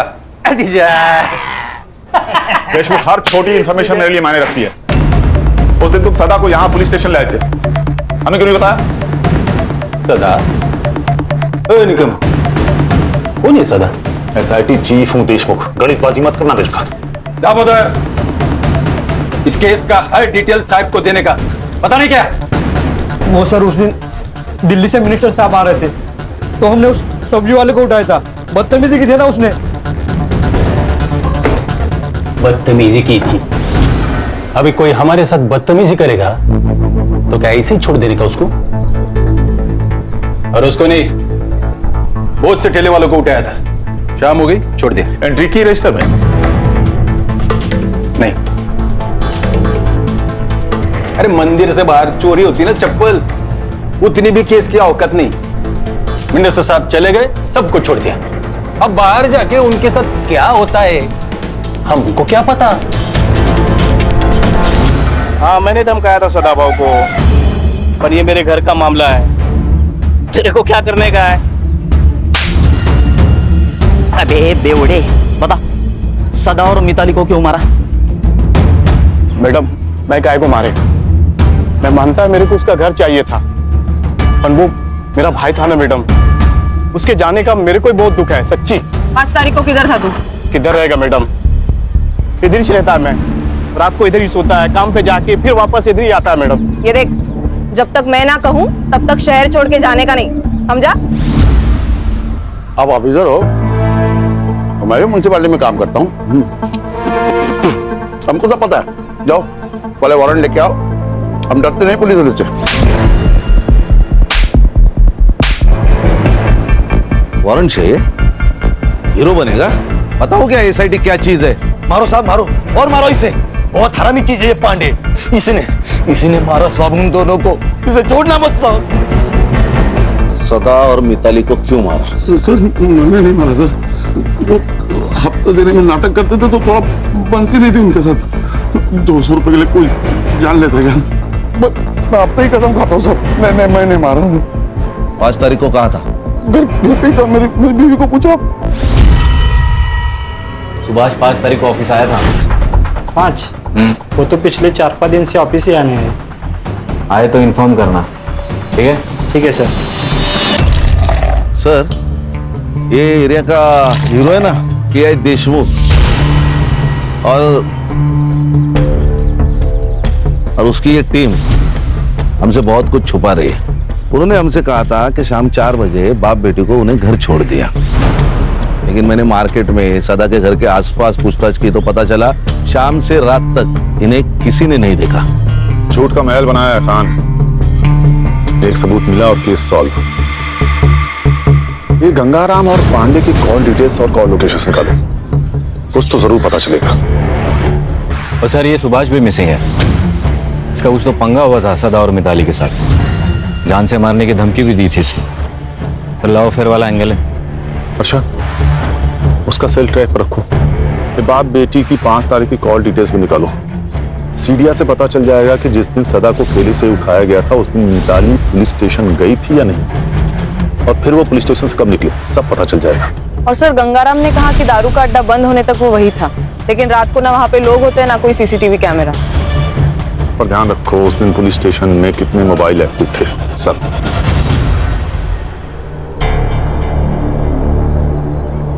ये स्कूल के वक्त होमवर्क की डेडलाइन होती थी ना, वैसा वाला फील आ रहा है मुझे। इसलिए एक सेकंड बहुत जरूरी है, प्रोडक्टिव रहना भी बहुत जरूरी है। अच्छा यस सर। ये उस रात जितने भी मोबाइल नंबर्स एक्टिव थे ना पुलिस स्टेशन में, उनको ट्रेस कर रही हूँ। सदा और मिताली उस दिन शाम को 4:30 बजे से रात को 1:30 बजे तक पुलिस स्टेशन में थे और फिर घर की ओर निकले। और सर बाकी के जो 2 नंबर्स है वो भी 5 तारीख को शाम को 4:30 बजे से 1:30 बजे तक पुलिस स्टेशन में थे। वो 2 नंबर्स है सुभाष पाटिल और उसके दोस्त महेश पवार के। ये कहानी तो खत्म होने का नाम ही नहीं ले रही खान। एक के पीछे एक नए किरदार की एंट्री होती जा रही है। सर हमारी कहानी क्या कम फिल्म है, हर मोड़ पे ट्विस्ट है। देखिए ना, ये सुभाष का फोन 1:30 बजे पुलिस स्टेशन में था, फिर बाहर गया तो वापस आया ही नहीं। अरे महेश का फोन 2 बजे तक वही था, बाहर गया फिर वापस पुलिस स्टेशन आया। ऐसा 2 बार हुआ। बाद में महेश का फोन स्विच ऑफ। सुभाष को रडार पे रखो। हो सकता है सुभाष और महेश ने मिलकर दोनों को मारा हो। लेकिन फिर रेप किसने किया सर? सुभाष या महेश? सर ऐसा भी तो हो सकता है कि ये सब गंगाराम ने किया हो।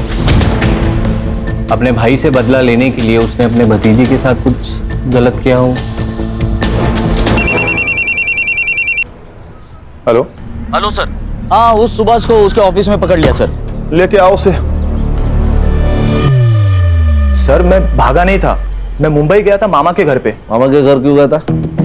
सर मेरा मामा आईसीयू में, कैंसर हुआ है, लास्ट स्टेज पर है। मैं इतना टेंशन में था सर कि मैंने ऑफिस में भी इन्फॉर्म नहीं किया। सब सोच के आए हैं आप वकील बाबू? सारा प्लान रेडी है आपका? हाँ मतलब तूने मारा है मिताली और सदा को? तेरी गर्लफ्रेंड थी ना वो, मार्केट में सदा ने देखो चप्पल से मारा, उसका बदला लिया तूने, है ना? नहीं मैडम, मैंने किसी को नहीं मारा, और मेरा और मिताली का तो ब्रेकअप हो चुका था। 5 तारीख को कहा था? अरे सर मैंने कहा, मैं मुंबई में था हॉस्पिटल में। कहा था? सुभाष पापा को पुलिस लेके गई है। देख मिताली, मुझे तुझसे कोई बात नहीं करनी, और खबरदार अगर यहाँ पर कोई भी तमाशा किया तो। सुभाष प्लीज प्लीज मेरी मदद कर, मुझे तेरे अलावा कोई नहीं है, और वैसे भी वो तेरे बाबा जैसे ही है ना। जिसने पूरे मार्केट में मुझे चप्पल से मारा वो मेरे बाबा जैसे। सुभाष प्लीज मेरी मदद कर।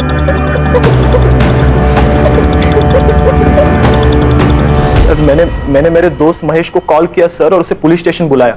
उसकी जान पहचान है, सोचा कुछ फायदा होगा। साहब मुझे एक बार मेरे पापा से मिलने दो, एक बार मिलने दो प्लीज सर। बस इतना कर दीजिए प्लीज सर, मेरी रिक्वेस्ट है सर प्लीज। दामोदर। और सर कुछ 1 घंटे बाद वो दीपाली मैडम बाहर आई, और उन्होंने मुझे उन दोनों के कपड़े लाने को कहा। क्यों? यही सवाल मैंने उनसे पूछा मैडम, लेकिन उन्होंने कहा कि खराब हो चुके लेके आओ, तो मैं लेके आया। लेकिन सर ऐसा उन्होंने 2 बार किया, मुझे कुछ समझ में नहीं आ रहा था। फिर सर थोड़ी देर बाद वो बाहर आए, मैंने देखा उनकी हालत बहुत खराब थी। फिर देशमुख साहब ने उन्हें कार में घर भेज दिया और सर मैं भी घर चला गया। और सर घर जाके मुझे मामी का कॉल आया और मैं मुंबई के लिए निकल गया। देखो वकील साहब, कानून के तिकड़म तुम भी जानते हो और हम भी जानते हैं। कहानी अच्छी बुनी है तुमने। नहीं सर, मैं सच कह रहा हूँ। सच तो ये भी हो सकता है कि तुम उनके पीछे गए और वहां जाकर उन दोनों को मार दिया। बदला बहुत बड़ा नशा है। क्यों? नहीं सर, मैं सच कह रहा हूँ, प्लीज मेरा यकीन करो।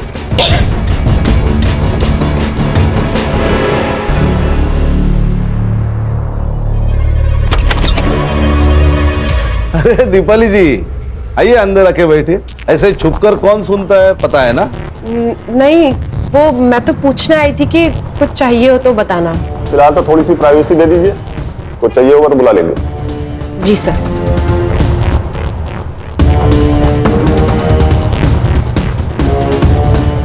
सुभाष, तुम जा सकते हो, लेकिन शहर छोड़ के जाना नहीं। लॉक किया है तुमने ना, प्रोसीजर तो पता ही होगा। Yes sir. चलो हर्षा, एक काम करो सर, पुलिस स्टेशन का सीसीटीवी फुटेज निकालो। वहां से हमें पता चलेगा कि ये लड़का सच कह रहा था या नहीं। क्या डरपोके रे तुम लोग? तुम लोगों को पुलिस में नहीं स्कूल में होना चाहिए था। लेकिन सर वो सुभाष तक पहुंच गए। तो क्या क्या किया हम लोगों ने? 4 डंडे मारे, थोड़ा सा खून बहाए।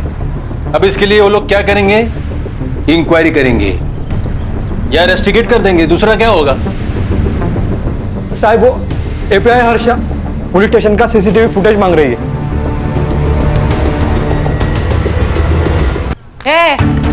क्या है? क्यों चाहिए सीसीटीवी फुटेज? क्या साबित करना चाहती है? हमने मारा है? जा, मारा है हमने। क्या कर लेगी? रिस्पेक्ट से बात कर, एसआईटी से हम। तो क्या नाचू? हाँ, जा नहीं देते फुटेज। तेरे को जो उखाड़ना है ना उखाड़ ले, जा। एसआईटी, उठ। यहीं पे गोली मार दूंगा। आप लोग मेरे पुलिस स्टेशन में भूलने का नहीं है? आप लोगों से ज्यादा स्टॉक हमारे पास है। दामोदर,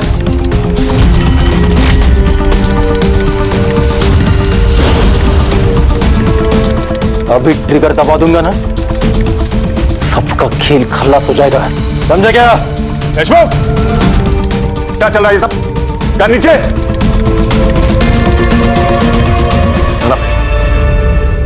क्या सब? सर सीसीटीवी फुटेज मांगा तो ये दादागिरी कर रहा है। सर लोग दारू पी के आए ड्यूटी पे।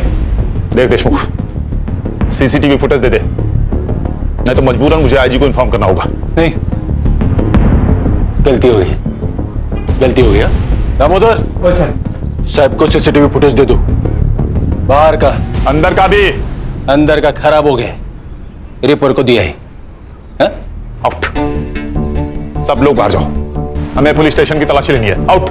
क्यों? तेरे बाप का पुलिस स्टेशन है?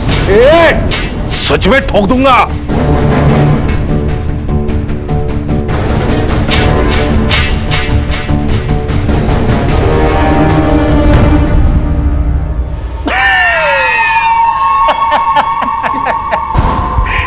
क्या बरला?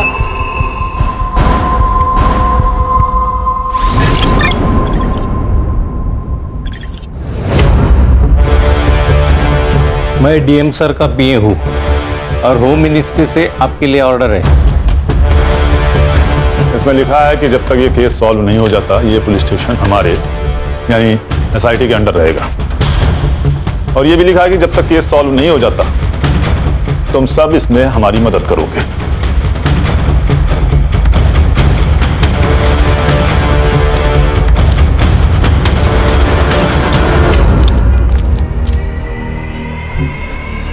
मैंने कहा था ना खान, हर जंग उसी वक्त नहीं जीती जाती। ये देखिए सर, 4:40 पर सदा को यहाँ लाया गया। उसके 20 मिनट बाद सुभाष और मिताली पुलिस स्टेशन पहुंचे और फिर कुछ ही देर में महेश भी अपनी बाइक पर आया और फिर 11 बजे महेश और सुभाष उन दोनों के कपड़े लेने बाहर गए और फिर वापस आए। ये 2 बार हुआ सर। सर फिर ये 1:30 बजे सदा और मिताली को पुलिस वैन से घर तक छोड़ा गया। उसके बाद सुभाष भी वहां से निकल गया, लेकिन ये महेश ये महेश अंदर बैठा था करीबन आधा घंटा। ये आधा घंटा अंदर कर क्या रहा था? और पोस्टमार्टम के हिसाब से सदा और मिताली की मौत रात 1:30 से 2:30 के बीच हुई। अगर दामोदर उस दिन उन दोनों को घर छोड़ने गया होगा तो बचे हुए 45 मिनट में ही सब कुछ हुआ होगा। Absolutely right sir. Forensic team बुलाकर सारे रूम को अच्छे से चेक करो तुरंत। Yes sir.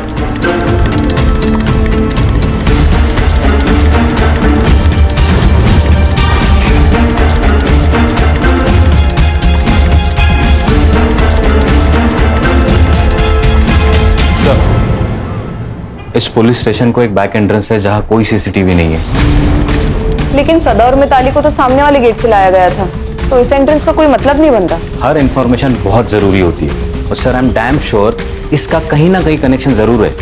उस दिन इस पुलिस स्टेशन में कितनी दरिंदगी हुई थी ये तो हमें फॉरेंसिक रिपोर्ट से पता लगना चाहिए, लेकिन एग्जैक्टली क्या हुआ था ये जानने के लिए हमें सुभाष या महेश में से किसी एक को क्रैक करना ही पड़ेगा।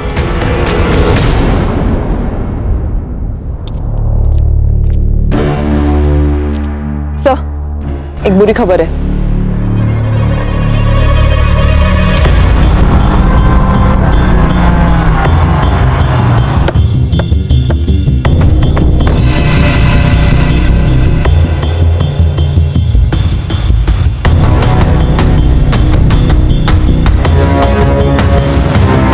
सर गला घोट के मारा है, गले पे मार्क्स है और बॉडी पे टायर के निशान, मतलब मर्डर के बाद गाड़ी से कुचला होगा। पीएम रिपोर्ट में आएगा death due to struggling and lung puncture. मतलब मिताली और सदा के पीएम के रिपोर्ट की तरह। एग्जैक्टली खान, सब कुछ सेम। इसका मतलब सुभाष को पता था कि खूनी कौन है, इसीलिए उसे उन्होंने ऐसे ही मारा जैसे मिताली और सदा को। सर ऐसा भी तो हो सकता है कि ये सब प्लान महेश ने किया हो, क्योंकि वही है जो गायब है और उसके गायब होने का कोई लॉजिक नहीं बन रहा। सर एक काम करो, बॉडी को पीएम के लिए भेजो और फॉरेंसिक टीम को बुला के इस एरिया को अच्छे से चेक करो। Okay, thank you sir. Nagpur police ने महेश और उसके फैमिली से पूछताछ की। पहले तो उन्होंने हर बात से इनकार कर दिया, लेकिन जब उन पर दबाव डाला गया तब उन्होंने बताया कि महेश अपने चाचा के पुराने घर तांडली में ही रुका है और डर के मारे उसने फोन भी स्विच ऑफ कर रखा है। सर कोई गोली नहीं चलाएगा, मुझे महेश जिंदा चाहिए।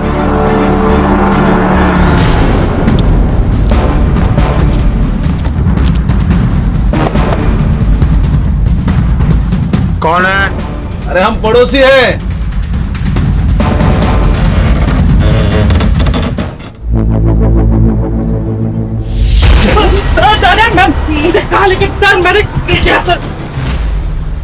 देखो भैया महेश बाबू, नाश्ता तो छोड़ो, हमने शाम की चाय भी नहीं पी है, इसलिए बता दो सच सच। सर मैं कब से वही बता रहा हूँ सर, मैंने नहीं मारा किसी को। ये भाग क्यों रहा था रे?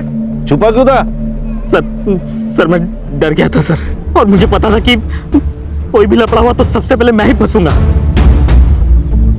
और सर मुझे कनाडा में जॉब मिला है, वीजा मिलने से पहले कोई भी केस लगा तो मुझे वीजा नहीं मिलेगा, इसलिए मैं चुप के बैठा था सर। क्या लगा, क्या लफड़ा होगा, क्या पता था तुझे? सदा और मिताली को दामोदर मोहन लेके निकले, उसके बाद सुभाष भी उनके पीछे निकला। मैंने सोचा मैं निकम से एक बार बात करके आता हूँ, इसलिए मैं पुलिस स्टेशन गया था।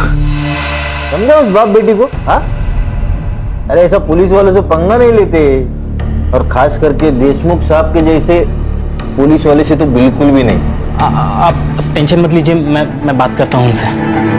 हाँ, वो तेरा वीजा आया क्या? नहीं, वो अभी प्रोसेस चल रहा है। आ जाएगा रे, टेंशन मत ले, मैं ही ना इधर। हाँ,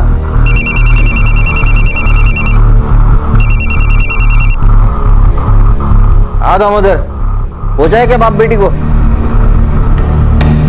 क्या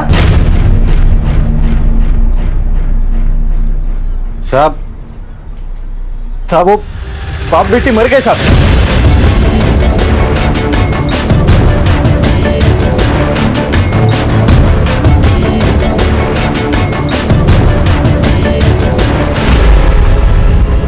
महेश तू निकल, थोड़ा अर्जेंट काम है अपने को, बाद में मिलता हूँ तेरे को।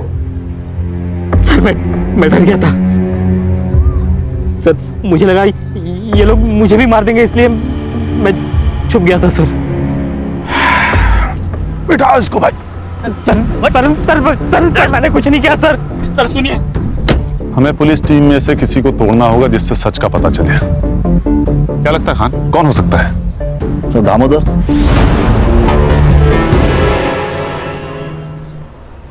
देखो दामोदर, कभी कभी हम ना चाहते हुए भी हादसे का शिकार हो जाते हैं। मैं जानता हूं तुम्हारे साथ कुछ ऐसा ही हुआ होगा। देखो महेश ने तुम लोगों के खिलाफ गवाही दे दी है, तो अब बचने का कोई चांस नहीं। हाँ, अगर तुम सरकारी गवाह बन जाते हो तो तुम्हारे लिए आसान होगा। बताता हूँ। उस रात देशमुख सर ने मुझे सदा और मिताली को घर छोड़ने के लिए कहा था। ए उतरो सदा।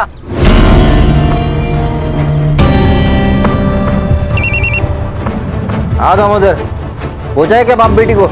लफड़ा हो गया। वो बाप बेटी दोनों मर गए। क्या? वो दोनों बाप बेटी मर गए साहब। एक मिनट रुक।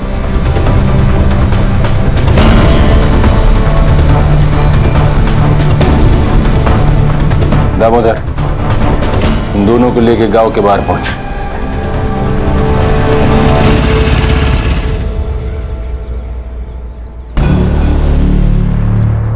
ए सुभाष, रुक।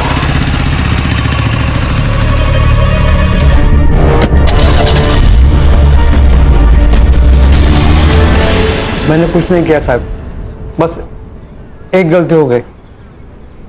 मैं चुप बैठा रहा।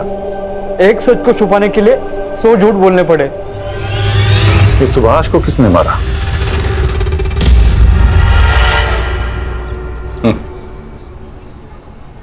सुभाष तक तो तुम पहुंच ही गए थे। उस दिन वो पुलिस जीप के पीछे पीछे चला गया था। मिताली और सदा के मौत की भनक लग गई थी उसको। एक ना एक दिन अपना मुंह खोल ही देता, इसलिए मैंने उसको। फिर मिताली का रेप किसने किया? Municipality officer Pandey. Deshmukh sir और पांडे दोस्त हैं। अरे वो 2 टके के बाप बेटी ने दीपाली पे हाथ उठाया था। सबक तो सिखाना ही था ना।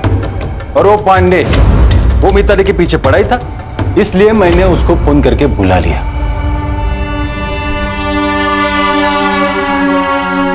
सर, ये दिनकर पांडे पुलिस स्टेशन के पीछे वाले रास्ते से अंदर आए, इसीलिए सीसीटीवी फुटेज में दिखाई नहीं दिया।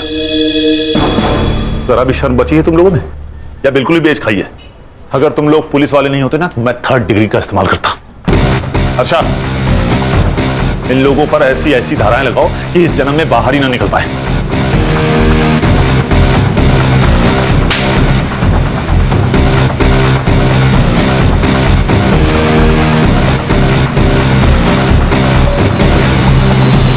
सच ही कहा है किसी ने, A great power comes with great responsibility। और हमारे यहाँ तो पावर आते ही मनमानी शुरू। ऐसे चंद पुलिस वालों की वजह से पूरी पुलिस फोर्स बदनाम हो रही है सर। खान, एक पुलिस ऑफिसर को पर्सनल और प्रोफेशनल लाइफ दोनों अलग रखनी चाहिए। देशमुख और दीपाली ने सदा के साथ हुए गलती से झगड़े को ईगो पर ले लिया, और ईगो ने तो रावण का सर्वनाश कर दिया। इंसान क्या चीज है?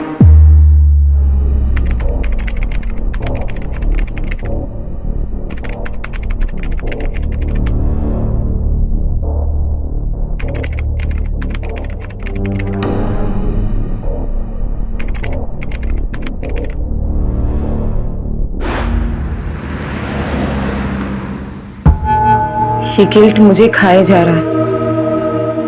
क्यों किया मैंने ऐसा? क्या हो गया था मुझे? ये भी तो एक क्राइम है ना। सब कुछ इतनी जल्दी में हो गया कि मुझे कुछ समझ में ही नहीं आया। और अब ये समझ नहीं पा रही हूं कि ये गिल्ट खत्म कैसे होगा। गिल्ट होना अच्छी बात है, और अच्छा है कि तुम्हें गलती का एहसास है। बट टू बी फ्रैंक, मैं तुम्हारी मदद तभी कर पाऊंगा जब तुम मुझे खुल के बता पाओगे कि तुम्हारी गलती क्या है। मुझे लेट हो रहा है, मैं चलती हूँ।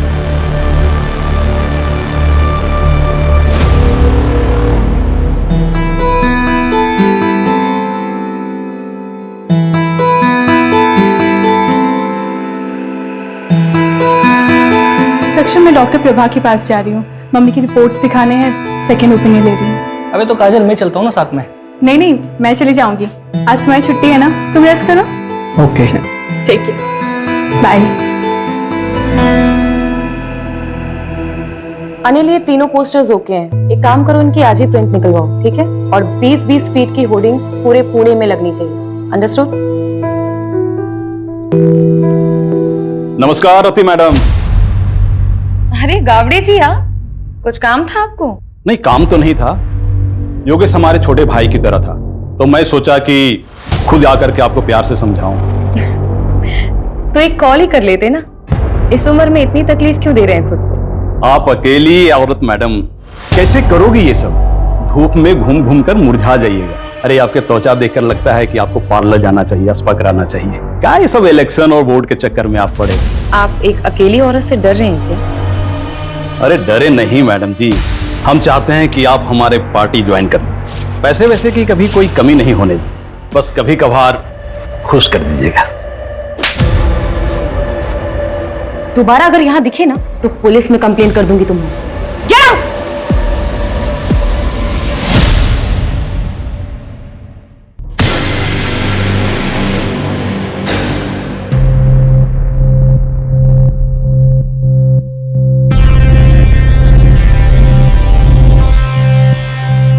लती, कब तक हम ऐसे छुप छुप के मिलते रहेंगे?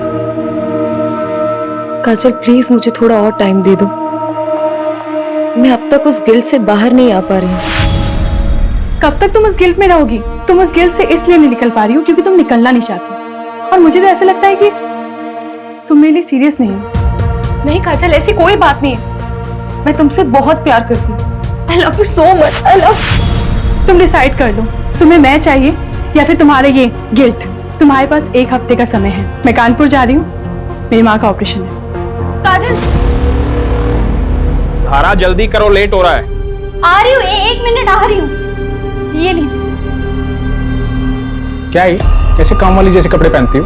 थोड़ा तो मेंटेन रखा करो अपने आप को। कौन कहेगा डॉक्टर की बीवी, इसलिए बाहर लेके नहीं जाता कहीं। वो आपको लेट हो रहा था ना, इसलिए ऐसे ही उठ के आपके लिए नाश्ता बहाने तो हजारों हैं तुम्हारे पास। जाओ चाय लेके। माँ मेरे लिए भी नाश्ता दे देना। 10:30 बज गए, अब तेरी आँख खुल रही है। देखो अपने साहबजादे को, बोर्ड के एग्जाम है इसके और नींद पूरी नहीं होती इसकी। पापा बस करो ना।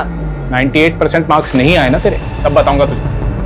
क्या करूंगा 98% लाके? मुझे डॉक्टरी नहीं करनी है, MBBS नहीं करूंगा, आर्ट्स करूंगा। आर्ट्स ऐसे ना फोर्स नहीं कर सकते हो मुझे। मेरी लाइफ पे ना कंट्रोल करना बंद करो। कर सकता हूँ, बाप तेरा कौन देगा तेरे आर्ट्स के पैसे? याद रखना, मेडिकल की पढ़ाई नहीं की ना तो इस घर से 1 पैसा नहीं मिलने वाला तुझे। ये बाप नहीं होता ना, इधर ही लाफा खाता। समीर क्या बोल रहा है?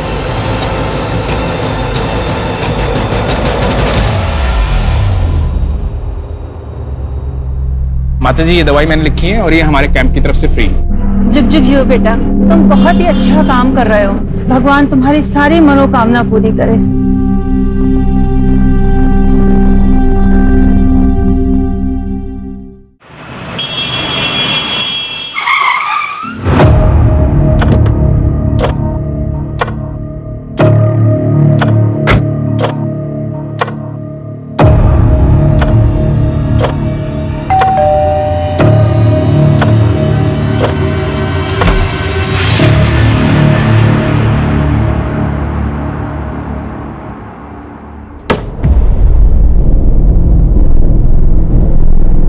आप बैठो, मैं कॉफी लेके आती हूँ।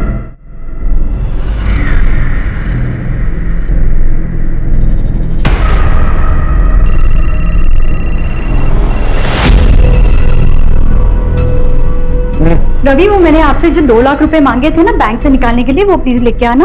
यार फालतू चीजों के लिए पैसे नहीं है मेरे पास, पहले भी कई बार बोल चुका हूँ मैं। रवि, आप अच्छे से जानते हो मैं पैसे वेस्ट नहीं करूंगी, मुझे जरूरत है इसीलिए मांग रही हूँ। बाद में बात करता हूँ, अभी किसी पेशेंट के आया हूँ, तबीयत ज्यादा खराब है उसकी, आने में लेट हो जाऊंगा।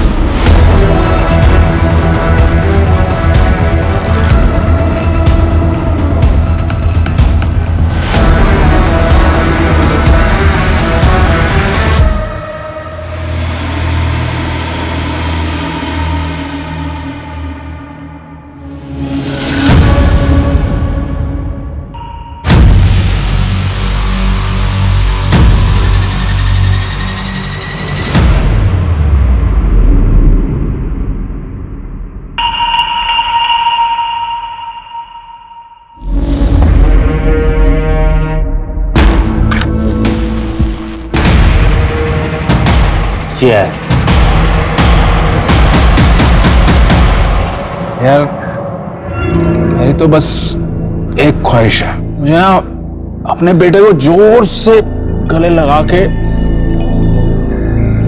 आई लव यू बोलना है। अरे रवि बाबू, आपके दुख की दवा तो आसान है। आप ना अपने बाप वाली ईगो ना साइड में रख के अपने बेटे को जोर से गले लगा के आई लव यू बोल दो। बिल्कुल। पर मेरे दुख की दवा नहीं है भाव, 28 का हो चला हूं पर कोई मिलती ही नहीं है।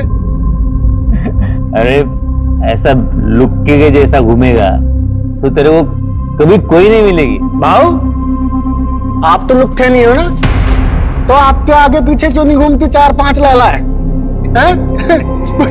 मुझे लुक्का बोल रहे हैं।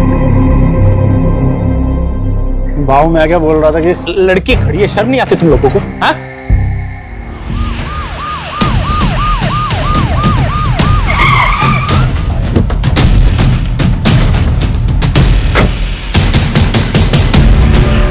सर, बड़ा ही अजीब क्राइम सीन है, देखिए।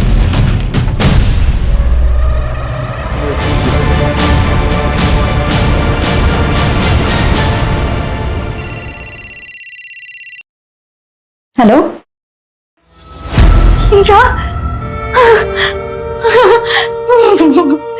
माँ, क्या हुआ? समय पापा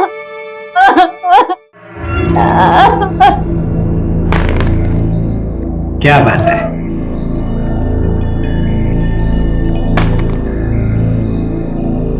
पापा आपका 1 आया था, आपने 3 क्यों चलाया? मैंने चीटिंग नहीं किया। आप चीटिंग कर रहे हो। चलो आई देखो ना, पापा चीटिंग कर रहे हैं। क्या टिया, तू भी किसको बता रही है? ये तो खुद चीटर है।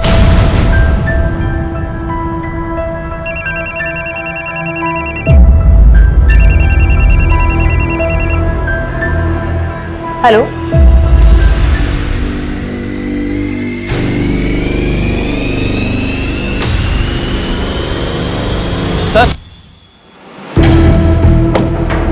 सर ये रवि की सीढ़ियाँ। किसका नंबर है? सर जया कामली के नाम पर रजिस्टर्ड है। रेगुलर बातचीत होती थी? हाँ सर, दिन में 2-2 घंटे बात होती थी। सर तो कहीं ये डॉक्टर रवि का अफेयर तो नहीं चल रहा था? पॉसिबल है। पोस्टमार्टम रिपोर्ट आई? सर डिटेल पोस्टमार्टम रिपोर्ट आने में 1 हफ्ता लगेगा। प्राइमरी पोस्टमार्टम में ये आया है कि तीनों की बॉडी में 250 ml से ज्यादा अल्कोहल है। मतलब पूरे चांसेस है कि फुल नशे में हो। उनके पास ऐसा कोई रीजन नहीं था कि वो सुसाइड कर लेते।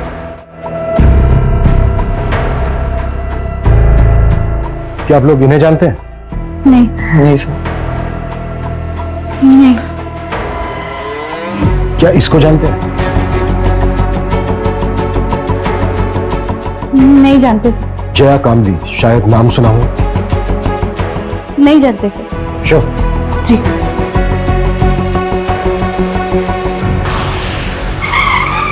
प्रदीप ने लास्ट कॉल जिस नंबर पे किया था वो नंबर आपका है, मिसेज लता तांबे। कैसे जानती थी आप प्रदीप? सर मैं अच्छी तरह जानता हूं उसे। हमारी बेटी को पढ़ाने आता था। पढ़ाता क्या था? 1 नंबर का ठरकी था। अच्छा हुआ मर गया। बिल्कुल सही। टिया, आज के लिए इतना काफी है, बाकी कल कर लेंगे। ठीक है सर। मुझे कुछ काम से बाहर जाना। ठीक सर। मेरे बेटी को हाथ कैसे लगाया तूने? मेरे बेटी को हाथ लगाया कैसे तूने? विनय, मैं तो सिर्फ पढ़ा रहा था। मैंने मेरी आंखों से देखा तू क्या कर रहा था। निकल मेरे घर से, निकल जा मेरे घर से। विनय, मेरे बेटी के आसपास भी दिखाई दिया ना तो जान से मार दूंगा तुझे मैं। ये टिया के साथ यहाँ गंदी गंदी हरकतें कर रहा है। मोबाइल पे बैठे बैठे खेलती रहती है वो। क्या बकवास कर रहे हो तुम? अच्छा मैं बकवास कर रहा हूँ और तुम जो कर रहे हो बहुत अच्छा कर रही हो तुम।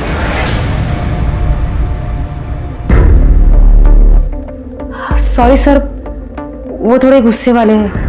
मंजू, यस। इन दोनों को देखिए, कभी आपने प्रदीप के साथ देखा है इन दोनों को? जानती हैं आप इन्हें? नहीं, मैंने नहीं देखा। प्रदीप की फैमिली में से जानती है किसी को? क्योंकि हम उसके घर पे गए थे, घर पे ताला लगा हुआ था और नेबर से भी हमें कोई खास इन्फॉर्मेशन नहीं मिली। नहीं सर, उसने कभी कुछ बताया नहीं। शायद वो अकेला ही रहता था। अच्छा मिसेस तांबे, क्या आप कोई ऐसा रीजन जानती हैं जिसकी वजह से प्रदीप सुसाइड कर सकता है? नहीं सर, मैं अच्छे से जानती हूँ उसको। प्रदीप सुसाइड कर ही नहीं सकता। अपना वादा याद है ना तुम्हें? भूली तो नहीं? वरना मैं अभी भी पुलिस के पास जा सकती हूँ। नहीं, पुलिस के पास मत जाना। मैं रवि के अंतिम संस्कार में बिजी थी। मैं तुम्हारा काम कर देती हूँ। जल्दी करो, मैं और दिन ज्यादा वेट नहीं कर सकती हूँ। हाँ ठीक है।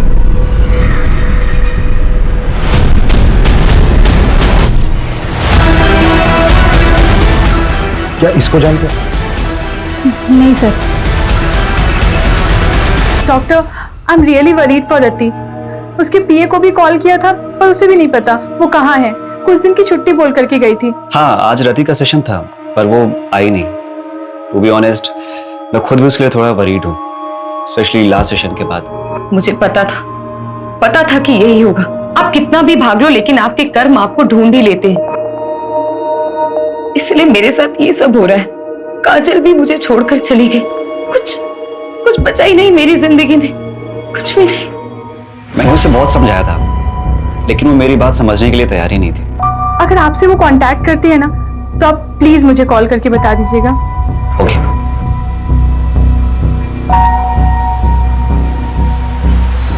सर, डॉक्टर रवि ने पाषाण में 3 करोड़ का फ्लैट बुक किया। 3 करोड़ का फ्लैट? जी। नॉमिनी कौन है? बेटा नॉमिनी। फ्लैट बीवी के नाम पे बुक किया। हाँ लेकिन सर, गन की बैलिस्टिक रिपोर्ट आ गई। ये देखिए, थोड़ी सी शॉकिंग है। रवि के पास जो गन थी उससे एक भी बुलेट नहीं निकली। प्रदीप और जो अननोन विक्टिम मिला है उनके गन से एक बुलेट निकली। लेकिन गोली तो तीनों को लगी। तो फिर तीसरी गोली किस गन से चली? सर, अननोन विक्टिम के हेड में जो गोली मिली उसकी बैलिस्टिक रिपोर्ट बन रही है। 2 दिन में गन का पता चल जाएगा। इसका मतलब साफ है कि वहां पर कोई चौथा भी था। मुझे शुरू से ही लग रहा है कि वहां पर एक औरत भी थी जिसकी चूड़ी मिली थी हमें, और वो औरत वो यही हो सकती। इंस्पेक्टर बिल्लू सिंह रिपोर्टिंग साहब। चले। ए शामराव, लेकर जाओ इसको। हर हफ्ते का नाटक है। लॉकअप में डालो और शाम तक उसे छोड़ना। कल 1 minute Manju. Shamrao. Yes sir. इसको बाहर लेकर चलो। सुरेश, बयान सील करो। Okay sir.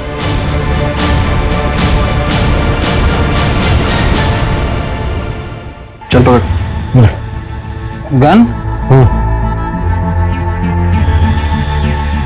निशाना लगा उसमें। घबरा मत, निशाना लगा। शाबाश। हाँ, लगा निशाना।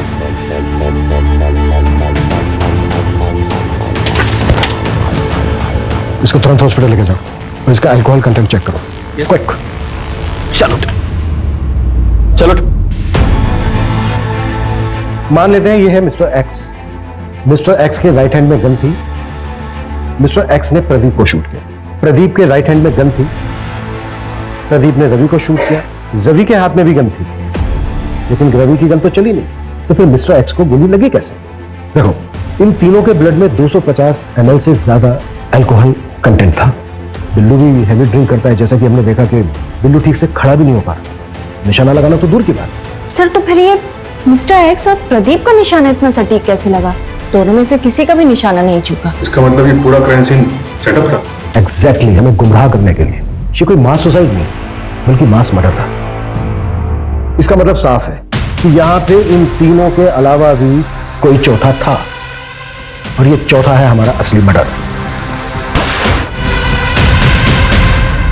ये ले तेरे पैसे और अपना मुंह बंद रखना। और हाँ, याद है मुझे मेरी डील। शहर छोड़ के चली जाऊंगी मैं। तेरे लिए यही अच्छा होगा। और गलती से भी समीर की कंप्लेंट पुलिस में नहीं करूंगी। बोला ना, नहीं करूंगी।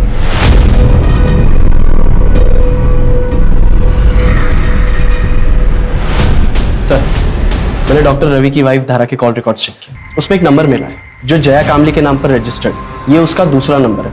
और सर, अजीब बात तो ये है, धारा और जया की बात डॉक्टर रवि के मरने के एक दिन बाद से शुरू हुई। तो कहीं वो चौथी लड़की ये धारा?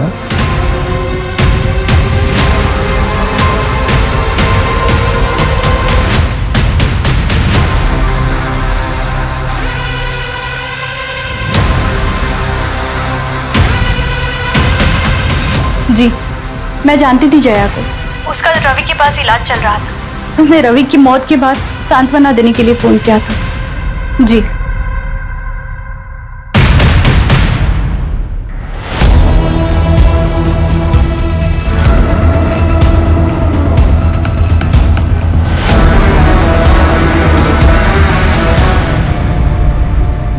पूरा जया का मूवमेंट ट्रैक हुआ? मर्डर वाली रात को कहाँ थी? सर जया का फोन तो उसके घर पे ही एक्टिव था और कोई ऐसा क्लू नहीं मिला जिससे ये पता चले कि जया क्राइम साइट पे गई। जैसे क्राइम साइट पे जाने वाले सभी रास्तों का सीसीटीवी हम स्कैन कर रहे हैं। और सर हॉस्पिटल स्टाफ से भी बात हुई, उन्होंने बताया कि जया को डायबिटीज और ये डॉक्टर रवि इंसुलिन का शॉट लगाने से घर पे जाता है। व्हाट? डॉक्टर रवि और जया के बीच में अफेयर नहीं था? हेलो, अच्छा नजर रखो उस पर। सर उन तीनों को जिसने गन सप्लाई की थी उस सप्लायर का पता चल गया। गुड्डू ने उस पर नजर रखी है। मूव।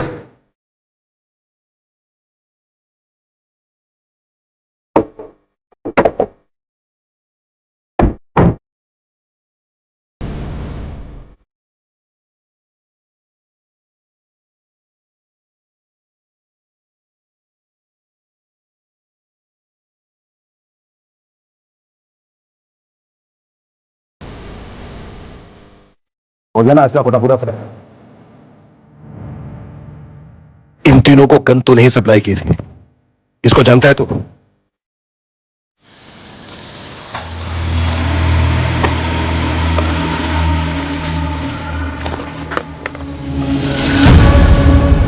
आप लोग करने क्या वाले हो? मतलब बस पूछ रहा था मैं, अपन को क्या?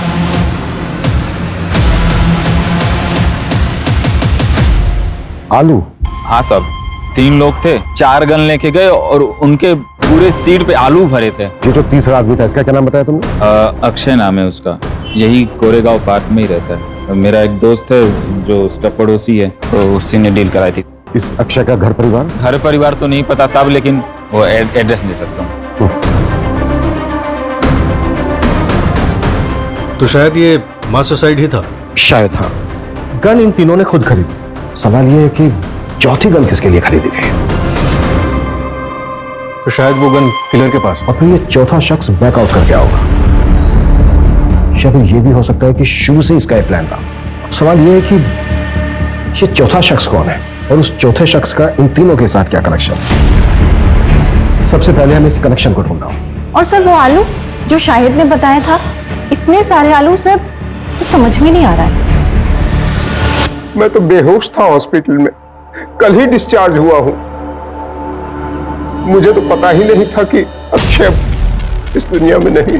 इस महीने मेरा ऑपरेशन है, 10,000 कम पड़ रहे थे, वो इसी जुगाड़ में लगा था। उसने जिंदगी में अपने लिए कुछ नहीं किया, मेरे पीछे ही परेशान रहता था। वो कभी आत्महत्या नहीं करता। देखिए चंदन जी, ये तो हम नहीं कह सकते, पर क्या आपकी जानकारी में कोई ऐसा है जो अक्षय को जान से मार सकता है? कोई ऐसा क्यों करेगा? सीधा साधा था मेरा बेटा, न नशा, न लड़की, न कोई और ऐशे, सिर्फ मेहनत करना जानता था। चंदन जी, ये 2 लोग हैं जिनकी बॉडी हमें आपके बेटे अक्षय की बॉडी के साथ मिली थी। आप जानते हैं? नहीं, मैंने इनको नहीं कभी देखा। ठीक है चंदन जी, अभी आप अपने घर जा सकते हैं। मंजू, गायकवाड़ को बोलो कि उनको इनके घर तक छोड़ दें।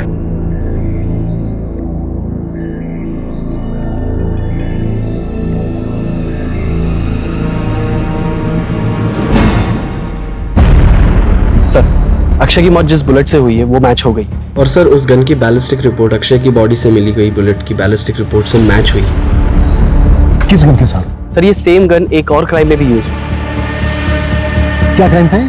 चौंकाने वाली बात है सर, ये क्राइम 14 अप्रैल की रात को 1:30 बजे के करीब हुआ था। ये दोनों मौतों के बीच में 1 घंटे का फासला था। जरूर ये दोनों क्राइम आपस में लिंक है सर। हो सकता है। क्राइम क्या? सर एक औरत ने सुसाइड कमिट किया, उसी के घर में उसी की लाश 4 दिन बाद मिली। रति जादव नाम था, कॉपरेटर योगेश यादव की बीवी। कॉपरेटर योगेश यादव? हाँ सर, और उसकी बीवी रति यादव, ये भी इलेक्शन लड़ने वाली है। वो चौथी औरत रति थी। रति के केस में ना और कंफ्यूज कर दिया है। 3 आदमी, 1 औरत। आखिर ये करना क्या चाह रहे थे? रति के हस्बैंड ने सुसाइड किया और बाकी के 3 विक्टिम। तो ये सब कुछ रति के पास से तो नहीं जुड़ा हुआ है? फिलहाल हमारे लिए यही जानना जरूरी है कि इन चारों का आपस में लिंक क्या था। क्या ये चारों एक दूसरे को जानते थे? सर अफेयर का भी एंगल हो सकता है। पॉसिबल है, पर सवाल वही है कि किसके साथ? हो सकता है एक के साथ, हो सकता है तीनों के साथ, और यही झगड़ा जलन इन मर्डर्स की वजह बनी। पॉसिबल है। अच्छा, रति यादव की बॉडी किसको मिली थी? सर रति यादव के साइकियाट्रिस्ट डॉक्टर नीरव।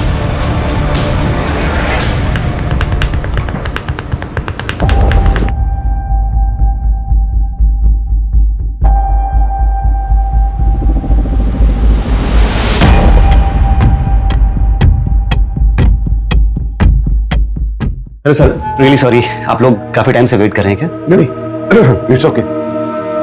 एक्चुअली हमें आपसे रति जाधव के बारे में बात करनी थी। आप रति के डॉक्टर थे ना? जी। दरअसल हमें ये जानना था कि क्या रति किसी बात को लेकर परेशान थी? जी, एक्चुअली रति गिल्ट में थी। ये समझ नहीं पा रही हूँ कि ये गिल्ट खत्म कैसे होगा। गिल्ट? किस बात का गिल्ट था रति को? कुछ साल पहले उसके हस्बैंड योगेश की डेथ हो गई थी और रति उसके लिए खुद को जिम्मेदार मानते थे। रति, आई एम होम। ये तुम दोनों? ये सब क्या हो रहा था? योगेश, योगेश मेरी बात सुनो। क्या बात सुनो तुम्हें शर्म नहीं है? मेरा नाम, मेरी इज्जत सब मिट्टी में मिल जाएगा।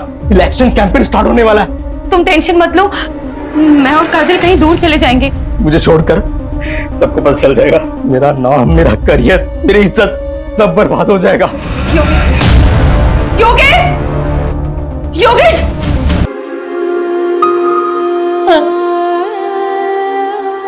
सर ये सब सच है। सर हमारे रिलेशन को कोई नहीं समझता। फैमिली और सोसाइटी के प्रेशर में हम दोनों ने शादी तो कर ली, लेकिन हम अपने अपने हस्बैंड के साथ खुश नहीं थे। हमने भागने का प्लान बनाया था। सब वो अब्रॉड जाने के लिए तैयार तो हो गई थी, लेकिन उसको वो गिल्ट खाया जा रहा था। अब्रॉड जाने के लिए? और वो इलेक्शंस? सब वो ये सब कभी नहीं करना चाहती थी। वो तो योगेश के शुरू किए हुए प्रोजेक्ट्स को कंप्लीट करना चाहती थी। उसके बाद ईयर एंड में हमारा कनाडा जाने का प्लान था। अब कनाडा सेटल होने का प्लान था। वहाँ की एक यूनिवर्सिटी में मैंने पीएचडी का फॉर्म भी फिलअप कर दिया था। सब कुछ ठीक चल रहा था, सब कुछ।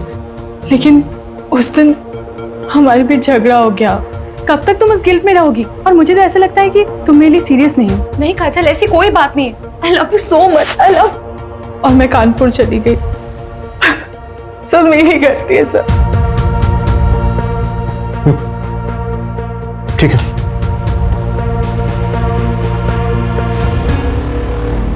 सर, प्रदीप ने मार्केट से 10 लाख रुपए उठाए थे और सर प्रदीप की लोकेलिटी में एक ज्वेलरी शॉप है। उसने वहां से 20 लाख के गहने ऑर्डर किए थे और सर उसने दुकानदार से कहा था कि वो अपनी बेटी के फ्यूचर के लिए इन्वेस्टमेंट करना चाहता है। कहाँ है उसकी बेटी? सर मैंने पता किया है, 13 साल पहले प्रदीप को एक बेटी पैदा हुई थी, लेकिन सर बच्चे को जन्म देते समय उसकी वाइफ की मौत हो गई थी। और सर उस नर्सिंग होम के रिकॉर्ड्स पता करते हुए हमें एक जाना पहचाना नाम मिला है, जिसने उस वक्त उसी नर्सिंग होम में एक मरे हुए बच्चे को जन्म दिया था। कौन?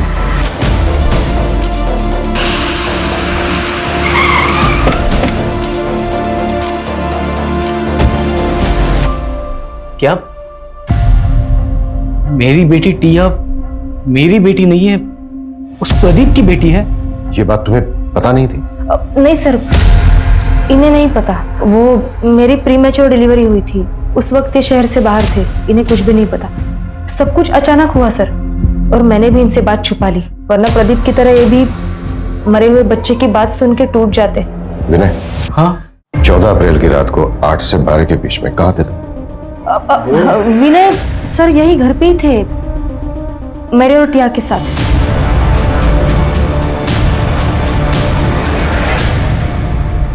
सर, रति के बैंक रिकॉर्ड्स चेक करके पता चला है कि कनाडा की एक यूनिवर्सिटी में उसे 30 लाख रुपए की फीस भरी थी और अगले महीने उसे 70 लाख रुपए और भरने थे। प्रदीप ने 20 लाख रुपए के गहने ऑर्डर किए थे और डॉक्टर रवि ने 3 करोड़ का फ्लैट बुक किया। ये लोग इतने बड़े इन्वेस्टमेंट कर रहे थे, जबकि इनके अकाउंट में पेमेंट करने के लिए पैसे नहीं थे। ये भी तो हो सकता है कि पैसा कहीं से आने वाला हो इनके पास, और ये बात पहले से किसी को पता है। सर रवि को मारने के लिए धारा, जया और समीर सबके पास मोटिव था। और तो और सर, प्रदीप को मारने के लिए विनय के पास भी मोटिव था। और रति पॉलिटिकल फिगर थी, हो सकता है उसका कोई दुश्मन बन गया। थप्पड़ बहुत महंगा पड़ेगा मैडम जी। तुम्हारी यूनिवर्सिटी की फीस है 1 करोड़ रुपए। सतीश 30 लाख रुपए भर चुकी थी, राइट? जी। बाकी के बचते हैं 70 लाख रुपए, लेकिन रति के बैंक अकाउंट में 70 लाख रुपए थे नहीं, तो फिर वो बाकी के पैसे कहां से भरने वाले थे? नहीं काजल, लोन लेने की जरूरत नहीं है। मुझे पैसे डबल करने की एक अच्छी स्कीम मिल गई है, जिससे हम अपनी फीस भी भर सकते हैं। जितनी बड़ी रकम उतना बड़ा इनाम। ऐसी कौन सी स्कीम है? तुम ऐसे चक्रों में क्यों पड़ रही हो? काजल ऐसा कुछ भी नहीं है, मैंने सब क्रॉस चेक किया है, सब जेन्युइन है, डोंट वरी। तुम ट्रस्ट करते हो ना मुझ पे? पैसे दुगने करने वाली स्कीम? एक मिनट, तुम इसके बारे में और क्या क्या जानती हो? रति ने मुझे बस इतना ही बताया था। बेटा मैंने मम्मी को मैसेज कर दिया है, अब मम्मी से ले लो पैसे। ओके ओके बेटा। सर मैंने पता किया, मर्डर से एक हफ्ते पहले रवि ने 1 करोड़ रुपए का लोन लिया था मार्केट से, और उसी तरह प्रदीप ने 50 लाख, रति ने 50 लाख और अक्षय ने अपने दोस्त से 5,000 रुपए उधार लिए थे। और ये पैसा हमें किसी के भी घर से या फिर किसी की भी डेड बॉडी के पास से नहीं मिला। तो इसका मतलब सर वो, इसका मतलब साफ है, हम चौथे आदमी को ढूंढ रहे थे, लेकिन बाजी किसी पांचवें आदमी ने मारी, और इस खेल का मास्टरमाइंड वो पांचवा ही आदमी है। हाँ मंजू। सर आपने मुझे जैसा बोला था एक बार क्राइम सीन चेक करने के लिए, आप क्राइम साइट पे फौरन आ जाइए, हमें यहाँ कुछ मिला है।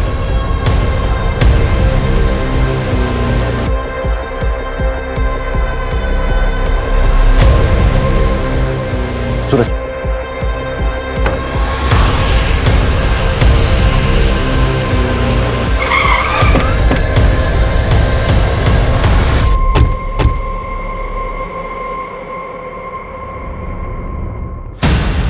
सर ये देखिए क्या मिला।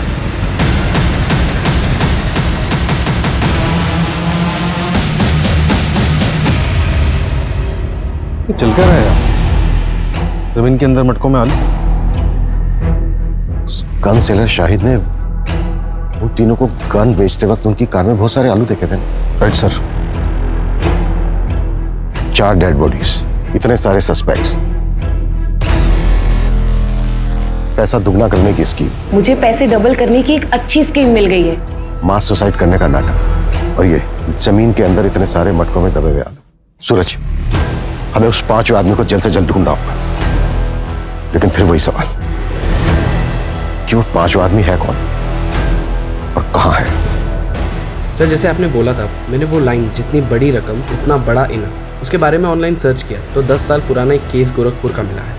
ये रही उसकी फाइल।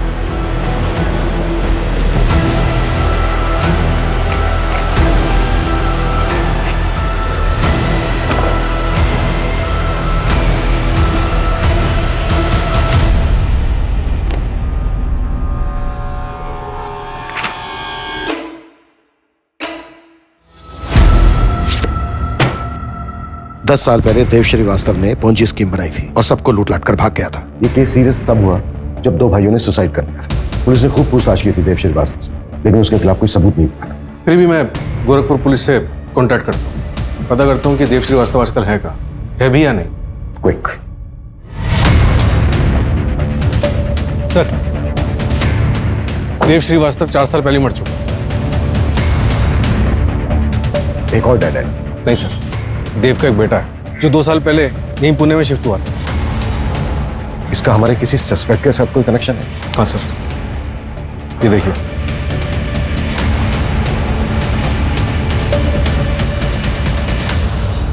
मेरे पास पैसे डबल करने की स्कीम है। ऐसा होता है क्या? आदमी भरोसे गए? हाँ, मैं उसे अच्छे से जानती हूँ, लेकिन एक आदमी और चाहिए विधि के लिए। वो तो मैं ले आऊंगा। अरे पर पैसे लेके भाग गया तो? अरे नहीं यार, रति ने मुझे बोला है पहले वो डेमो देगा। क्या डेमो के लिए पैसे देने होंगे? अरे नहीं नहीं, डेमो के लिए पैसे नहीं, कुछ और लगेगा।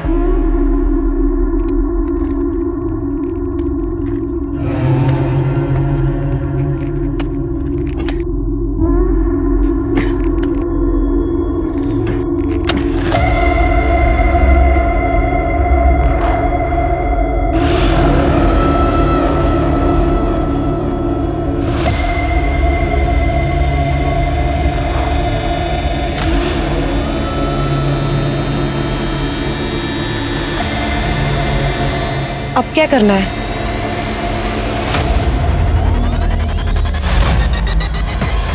तुम चारों का कार्य समाप्त हुआ और मेरा कार्य आरंभ। इसके लिए तो तुम्हारे पास एक ही रास्ता है, तुम तुम्हारी पार्टनर काजल के साथ अब्रॉड चली जाओ।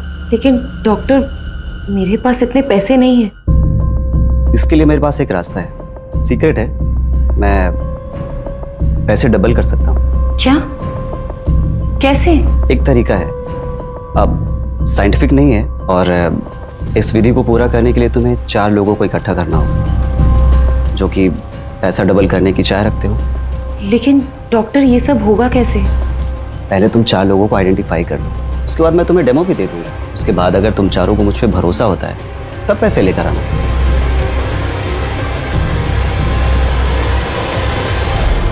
मुझे वरदान है कि मैं जरूरतमंद लोगों के पैसों को दोगुना कर सकता हूँ।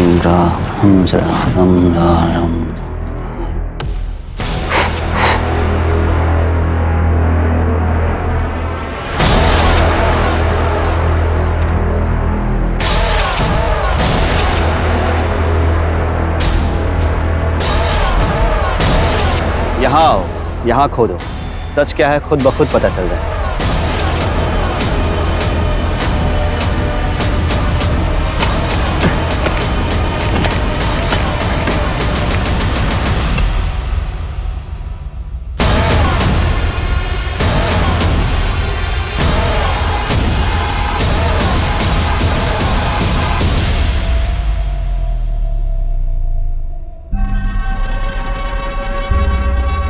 बाबा आपने तो चमत्कार कर दिया, हम पैसे भी लाए, उन्हें भी आज दोगुना कर दो। पैसों को दोगुना करने के लिए इससे भी मुश्किल विधि करनी पड़ी। मैंने रति को बताया था, इसके लिए शस्त्र की भी पूजा होती है।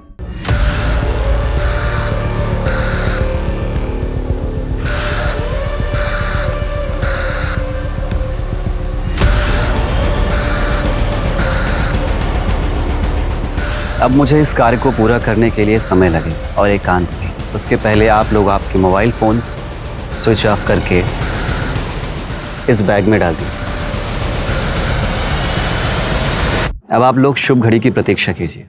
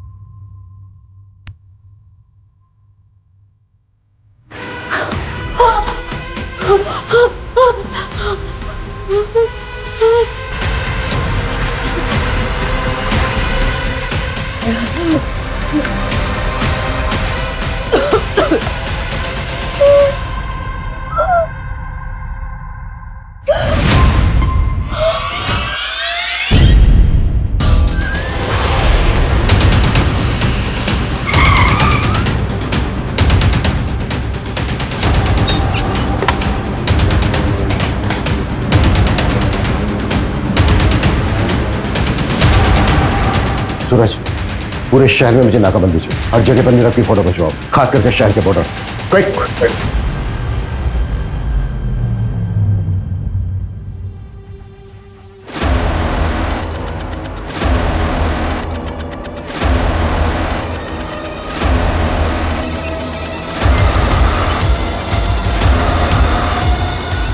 आप लिसन, तुम रूम में जाके शैंपेन निकालो।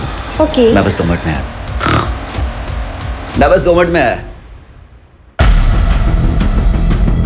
2 मिनट नहीं बेटा, तेरे को बहुत लंबा समय लगने वाला है। अब लेके चला इसको। अरे सर मेरी बात। सर मार लेना, जी भर के मार लेना, लेकिन पहले ये तो बताओ कि मुझे ढूंढा कैसे? मैरीगोल्ड, यही पोस्ट कार्ड था ना तेरे केबिन की वॉल पर।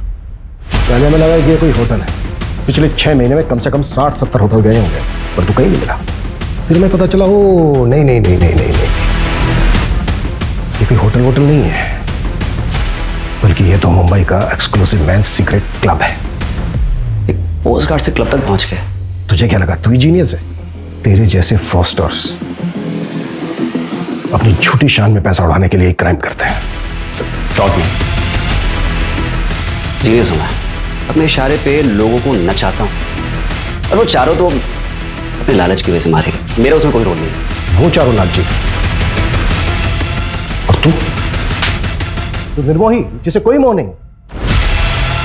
अरे तूने तो उस अक्षय तक को नहीं छोड़ा। वो बेचारा 5000 रुपए डबल करना चाहता था, पता है क्यों? ताकि वो अपने बीमार बाप का ऑपरेशन करा सके। आत्मी लक्ष्मी को कौन जाने देना चाहता है? मैंने तो बस एक शतरंज की खेल की तरह जाल बिछाया, जो फंसा हो गया। बेटा अब हम तुझे भी नहीं जाने देंगे। अब अपनी पूरी जिंदगी जेल में खेलना था। और अब ये बता तू आलवों को डबल कैसे करता था? वो तो मैं पहले से गाड़ के रखता था, पर लालचियों को मेरी ये मामूली सी ट्रिक भी समझ में नहीं आई।